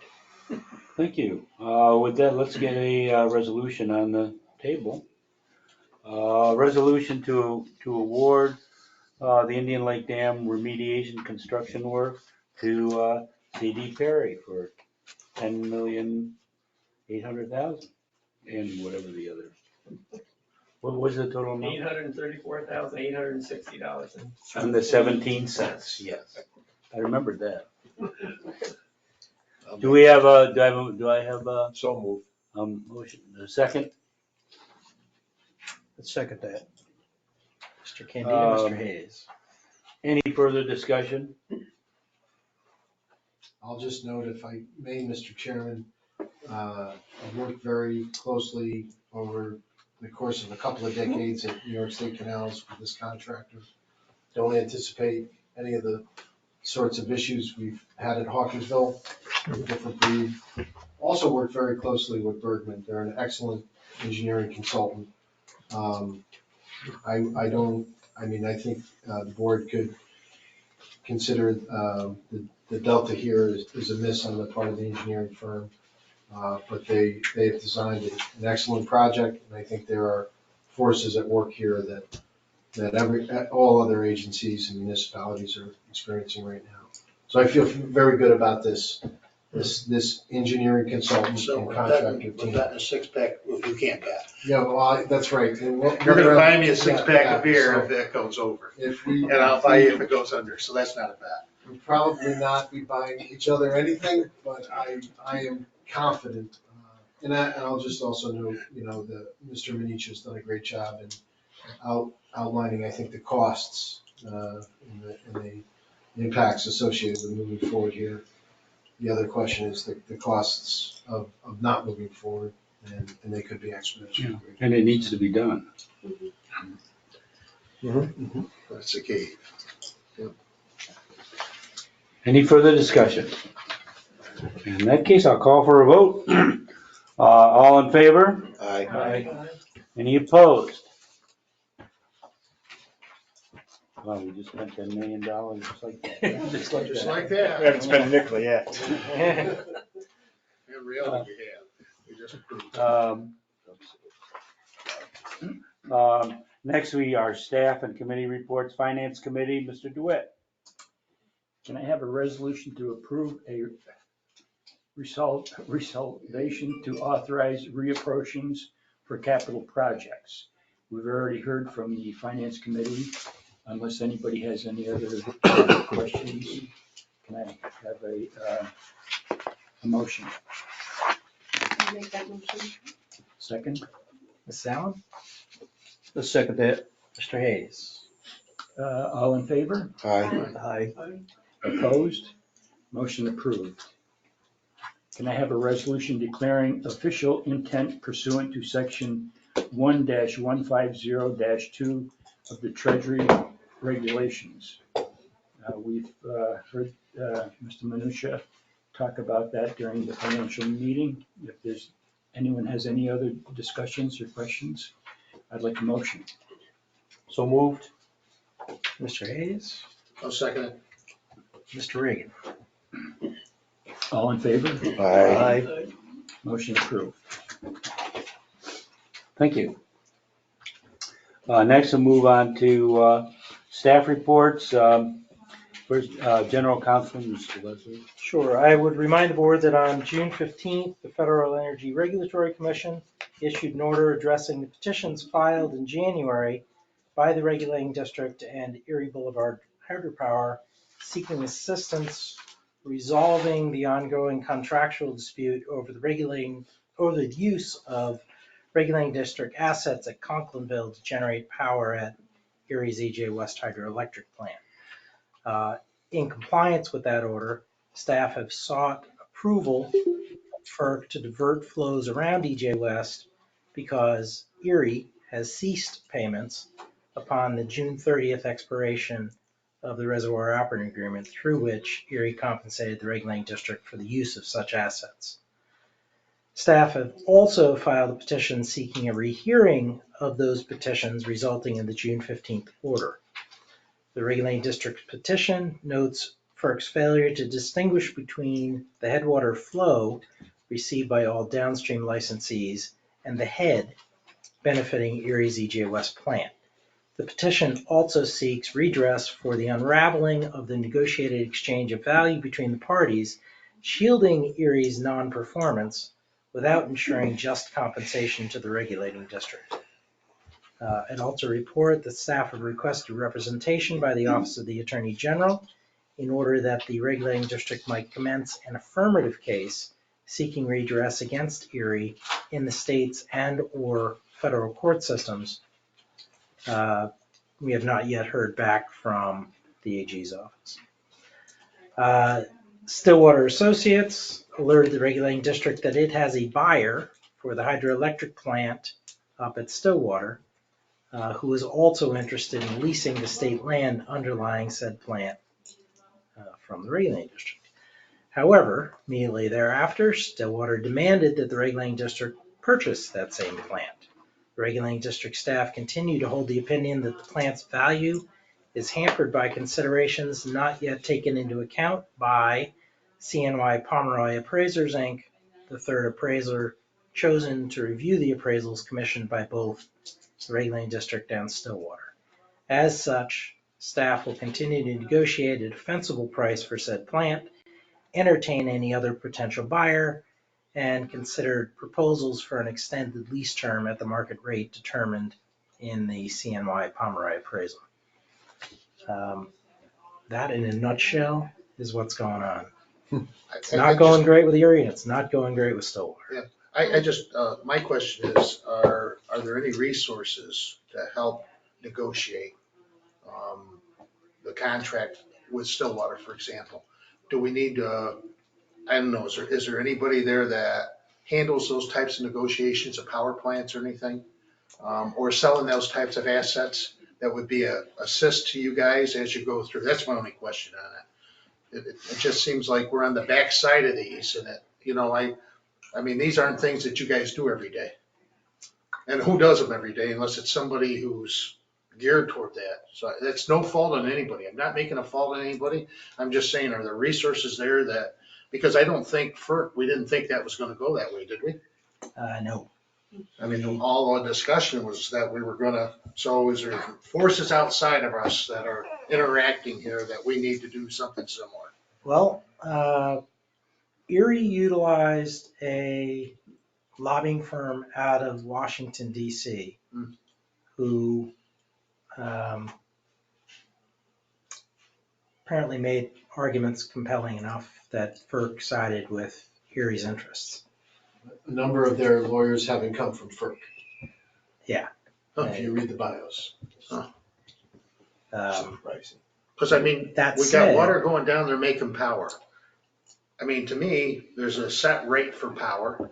That's pretty common. Everybody knows what that rate is that's out there. Right. That said, in the past, when we have had issues like this addressed at agency general counsel meetings, meaning all of the councils from all of the agencies gather with all of the councils in the chamber, the executive chamber, it has been made clear that agencies are not authorized to hire lobbying firms.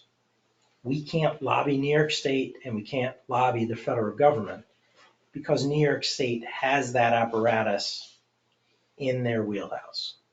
There is an office of the New York State governor in Washington who addresses these issues with the federal agencies. And we have discussed this with the governor's DC office and certainly executive chamber staff. We have also enlisted, as is required, the support from the Office of Attorney General. And they do have at least one associate attorney general who worked on the last FERC issue that the regulating district went through. And I'll also note, if I can, and I think, Mr. Reagan, you framed it very simply and very elegantly. The water, they're using the water, they're getting the water, they're getting the asset. And I think it's a simple matter of fairness. They should pay for it. Now, your Brookfield Renewable Partners controls $80 billion in assets. They're wholly owned by Brookfield Asset Management. They control something, they're north of $800 billion in assets. We have a range determined by our independent third-party appraisal of 1.3 million to 2.5 million annually, depending on whether the plant will be relicensed and other factors. That is literally a rounding error for them. And when you tell this story anywhere, everybody gets it immediately. It's a simple issue of fairness. And I think, fortunately, as I said on Saturday, talking to the Town of Dayton Property Owners Association, you know, we're fine negotiating this issue in public, and we've done so, because anytime you tell this story to anybody, especially the residents of the downstream counties who are going to be left holding the bag here on this lost revenue, they get it immediately. So I think the more we do that, the more we talk openly, every document, every FERC letter, every ruling is posted on our website. We've done direct updates to permittees around the reservoir. Those updates are on our website, completely transparent, because I think the more people hear about this, the more uncomfortable Brookfield's position that we're going to bilk these downstream taxpayers so we can increase our bottom line, the more uncomfortable and untenable that position is going to be, frankly. I think we're going to ultimately be okay. It's going to take a lot of work and maybe a lot of time to get there. But we're working this from a number of different angles. And I think, importantly, to your point, Mr. Reagan, we have sought and are getting some help in that regard from our colleagues in state government. Well, I'm thinking like Is that accurate, for Councilor? senators and assembly people, I mean, to me, that would be pretty simple for them to go and just talk to these agencies and say, okay, where are we wrong on this? There's a set price for electricity. You're going away from that. What's the problem here? It is, that is the conduit through which we seek that redress from our representatives is through the governor's office. And that's that'll be a quick conversation for Joan and I, and a lunch at which we figure out what our next job is if we don't do that. So within that, though, and council is absolutely correct, there's media interest in this story. I think the members, if they watch the Times Union over the next couple of days, might see a story on this particular issue. And there is great legislative interest, has been over the years. Remember that the board's successful efforts to shift the regulating district's local real property tax obligations from the regulating district to the state, the foundation for that was the legislative interest in the regulating district's finances, in particular relative to the 5 downstream counties. Now, this specific issue cuts directly into the relief that we had told the counties that they ought to expect in return for their pretty vocal and active support on that legislative initiative. So I think everybody is aligned here to sort of be on our side. And I think, Mr. Reagan, you also raised an issue that Mr. Manisha has been very thorough in looking at where is, frankly, where's the leverage? Where are what are the other aspects of Brookfield's day-to-day operations in New York State that are reliant on New York State and relationships with other agencies? But that, importantly, gets to Mr. Leslie's point. These are issues, very quickly we get into the realm of issues under the purview of the executive chamber. And that's why we're working very closely with our colleagues in state government and not sort of freelancing or getting out ahead of anybody.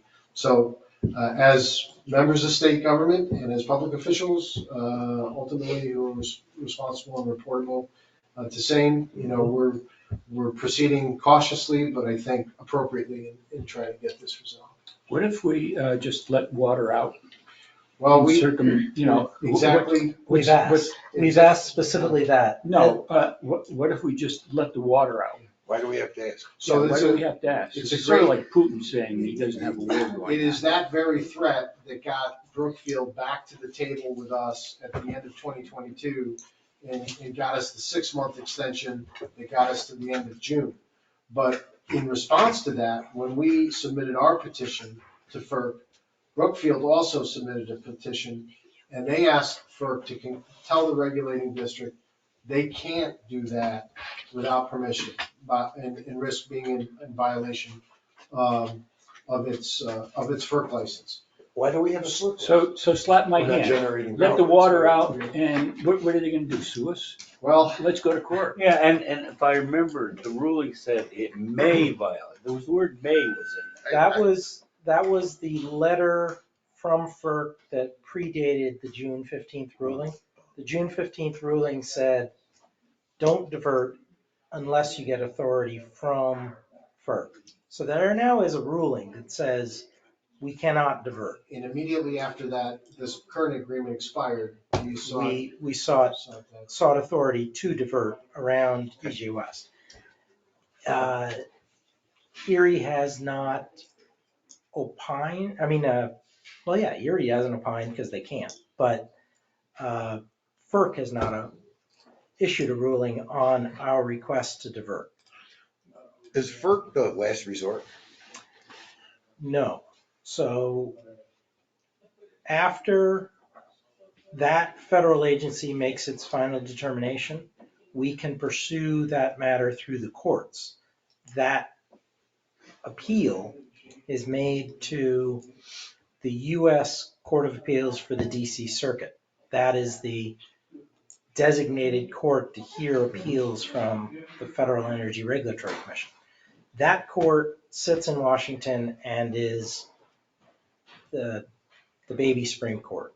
They are next in line, so to speak, to the Supreme Court. Once you get to the Supreme Court, the issue's over. So there are 2 more levels of appeal that we could pursue. Does the AG's office have to sue, go to court on behalf? Does it have to go through the governor's office, I would imagine? So the first thing we need to do is ask the AG to represent us in an appeal. If the AG declines, we then have to ask the AG for authority to appoint outside counsel. And my expectation is that the AG, who has in the past appealed FERC rulings for us and pursued matters through the U.S. Court of Appeals, will do so in this case as well. So there's really 2 things that we ask the AG to do. First is be prepared to appeal a negative ruling from FERC or a non-ruling from FERC. If they don't rule on our petition to rehear within 30 days of us filing it, we can deem it denied, and then we could immediately appeal that matter to the U.S. Court of Appeals. The second thing that we've asked the AG to do is to commence an affirmative case against Erie in the state or federal courts under basically the theory of quasi-contract or quantum meruit, which suggests that The property transaction that the parties entered into back in 1927 contemplated an exchange of value. And part of that exchange of value was this 1927 agreement between Erie's predecessor in interest and our predecessor in interest. And that now that Erie has abandoned any further agreements, they're essentially in violation of this property transaction and have no longer provided the value that we had expected out of that transaction. That quasi-contract issue, really an issue in equity rather than in law, is a matter that could be pursued in the state courts or could be pursued as a claim in the federal courts if we have another reason to be in the federal courts.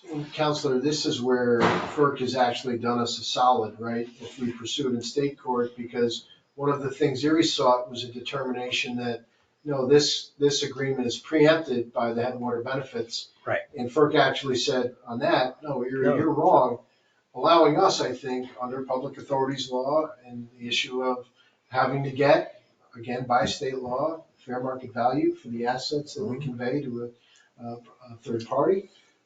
It's fairly, back to Mr. Reagan's point, seems fairly cut and dry. But we, in addition to that, going back to a question that Mr. Candido raised and one that Mr. DeWitt raised, Mr. Candido raised one of my favorite questions. Why do we have a FERC license? And you go back, I think Mr. Fulton would have told, and did tell the board at the time, don't do it, because this is going to create a lot of problems for the regulating district. This just being the most recent in a series of other things, the 2008 loss in federal court, right, Counselor?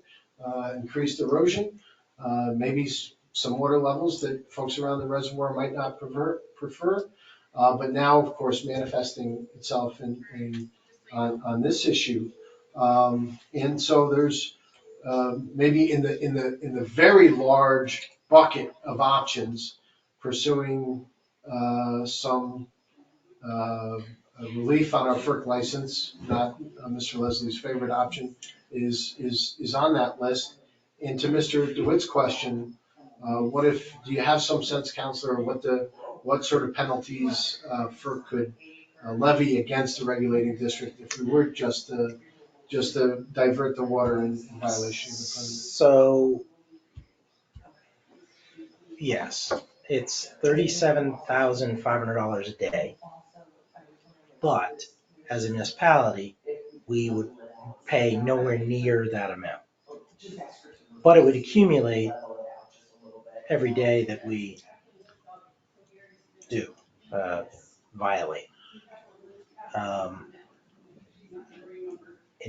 The corollary is when I was at DEC, we would do enforcement actions against a municipality for failures of their speedy permit with regard to wastewater treatment plants or something of that nature. That was $25,000 a day. That would go on for 6 or 7 years. At the end, we'd sign a consent order. They would pay $1,500 and agree to an $11 million upgrade to the plant. We would allow them to pay the paltry fine with the expectation that they'd actually spend the money upgrading the plant, because that was the point. Here,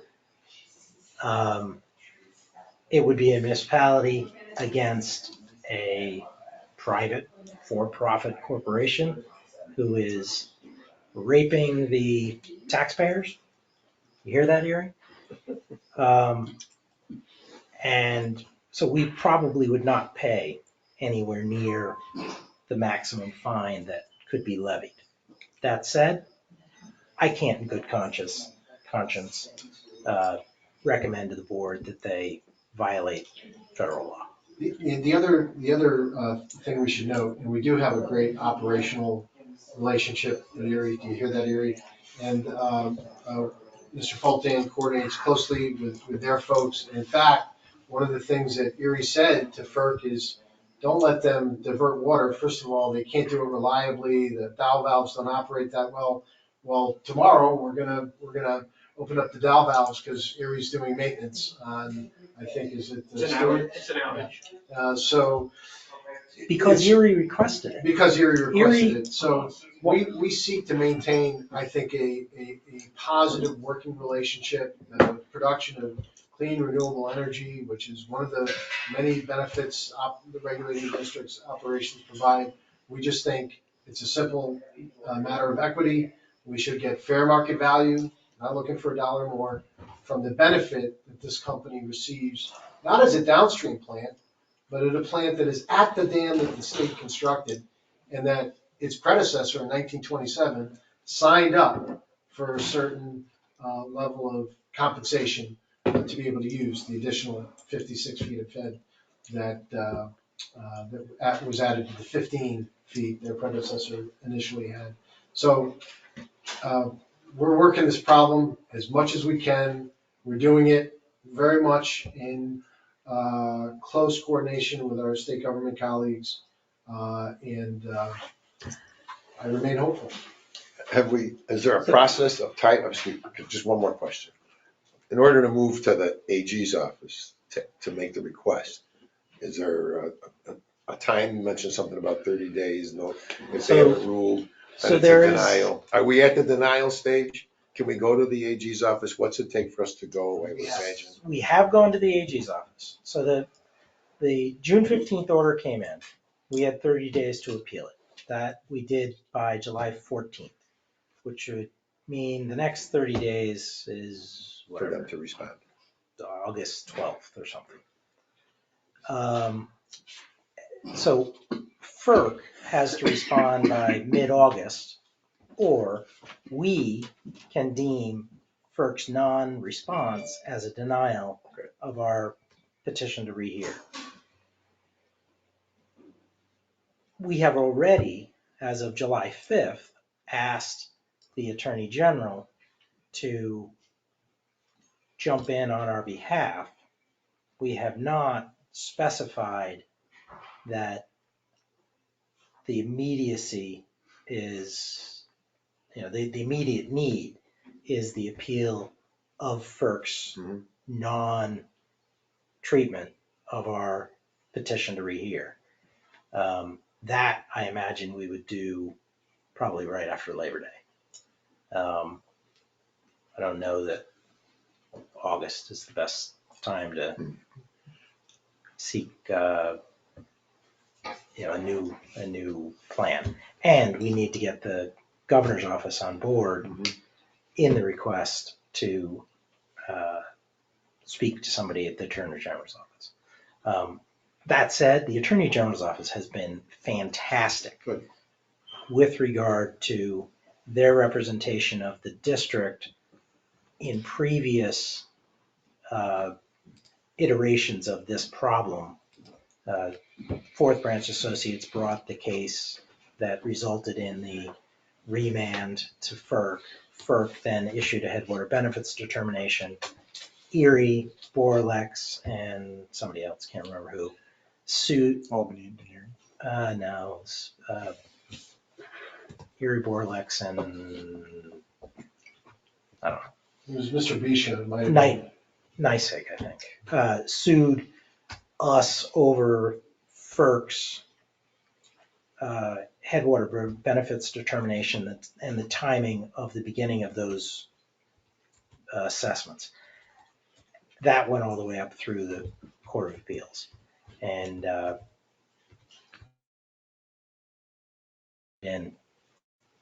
was very knowledgeable in FERC matters, very knowledgeable with the U.S. Court of Appeals for the DC Circuit, to the extent that he knew which judges to expect, knew what questions to expect from those judges, and answered their questions ably, and we won the case. So we're happy with them, and we're looking forward to continuing that relationship. But if we win, do we get reimbursed back to And are there penalties that they impose?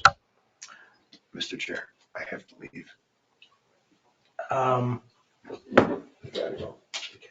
I don't know whether we will be able to have any thing retroactive. Sorry, I'm gonna make myself a note.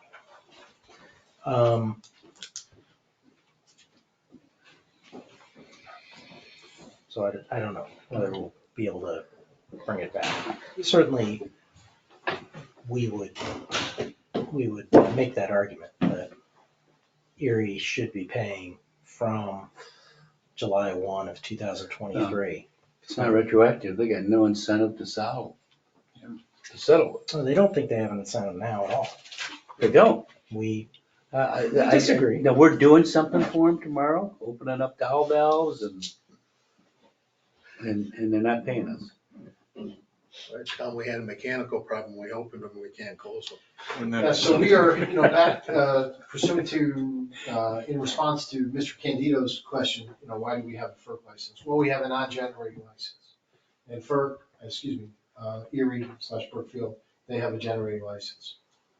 The prescribed releases from the reservoir based on elevation, date, downstream flow, they're the same in these respective licenses.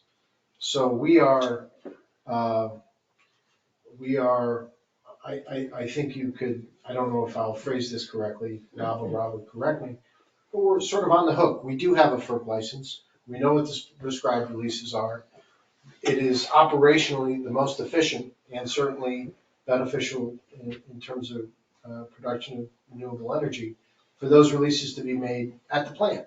And it's been that way nearly a century, and it's that way at most state-owned dams where there's hydroelectric power.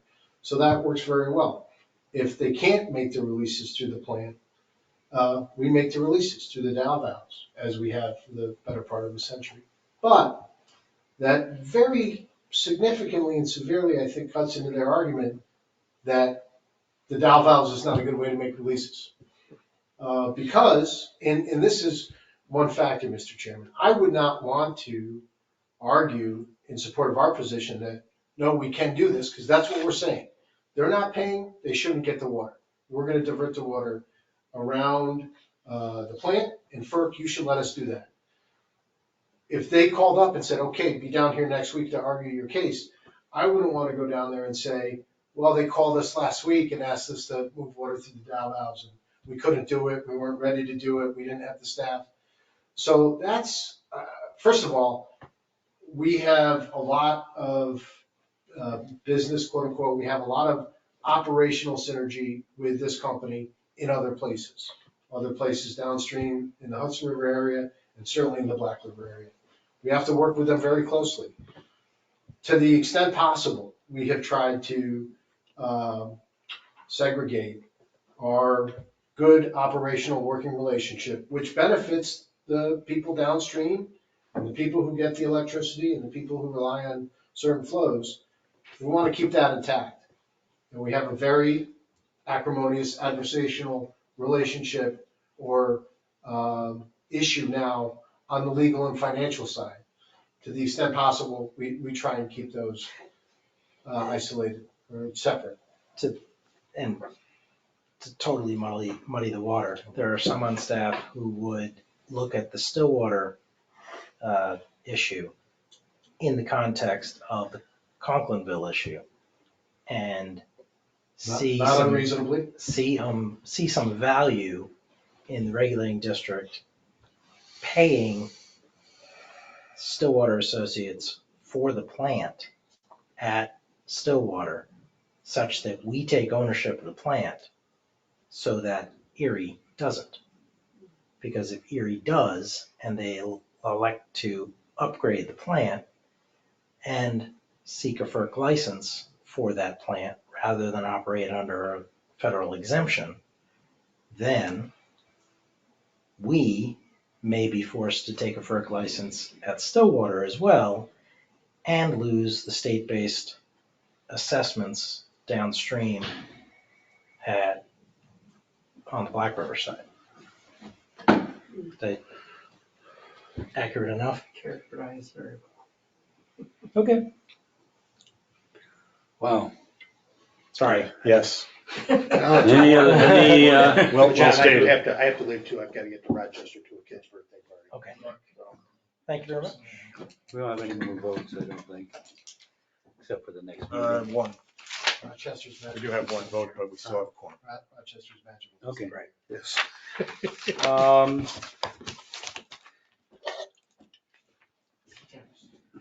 Let's move to Chief Fiscal Officer. Thank you, Mr. Chair. You can find the CFO report on page 36 of your packet. We have spoken at some length about finances this morning, so I'm going to keep my additional comments brief and mostly non-financial. I mentioned in my summary the OSC audit. Auditors from the State Controller's Office will be conducting field work as part of that audit here on Thursday, here and at Conklinville. Our financial statements audit for the fiscal year that ended June 30th, 2023 is well underway, as is our implementation of cybersecurity risk mitigation measures that I mentioned in my summary. Happy to pause now and offer to answer any questions you have, but please don't take the talking stick away from me just yet even if there are no questions. Anybody have any questions? Thank you, Continue, Mr. sir. Chair. I'd like to call your attention to the signed affidavit included on page 60 of your packet. It lists necessary and reasonable expenses incurred by board members relating to their participation in the May 9 and June 13 board meetings. Article 3, Section 2 of the Regulating Districts bylaws require the board to approve payment before any reimbursement can be made. Before you ask for a motion to approve these expense reimbursements, let me offer as to any questions you or other board members may have about them. Okay, we need a motion to pay the expenses. So make that motion. I'll second. Mr. Hayes, Ms. Allen. Any further discussion? If not, all in favor? Aye. Any opposed? Thank you, Mr. Chair. I happily relinquish the talking stick. Chief Engineer's Report, Mr. Fulte. Thank you, Mr. Chairman. My report begins on page 61. The Great Sacandaga Lake, Indian Lake, and Stillwater reservoirs in the month of June were trending below target and historic average. In fact, toward the end of June, Great Sacandaga Lake was at least 2 feet below our target. Now, through July, and certainly as a result of the very more recent rains that we've received toward the end of July, has recovered to within 0.3 of a foot of the target elevation. And at Indian Lake, we're just 0.4 of a foot below our target. Stillwater, we are about a foot over our target, and Old Fortune 6 Lake, they vary only a small percentage of the range throughout the summer are for the most part right on target. No complaints. Good. And I'd be happy to answer any questions if there are any. Any questions? Thank you very much. Is Stephanie? We'd ask the board to excuse her. Okay. For the remainder of the meeting, Mr. Chairman. I do note that her report began on page 32, and if the board would review the contracts in their packets, I think that Okay. shows compliance. Just didn't want to skip over that. In that, is there any other board comments or discussion? If not, I need a resolution for our next board meeting, September 12th, right here at SFL. I will. Second? I'll second. Mr. All in favor? Aye. I need a motion to adjourn. So moved. I'll second. All in favor? Anybody votes against that? Use that gavel and other Yeah, weights. yeah. Thank you, everybody, for hanging in, I should say. Yes.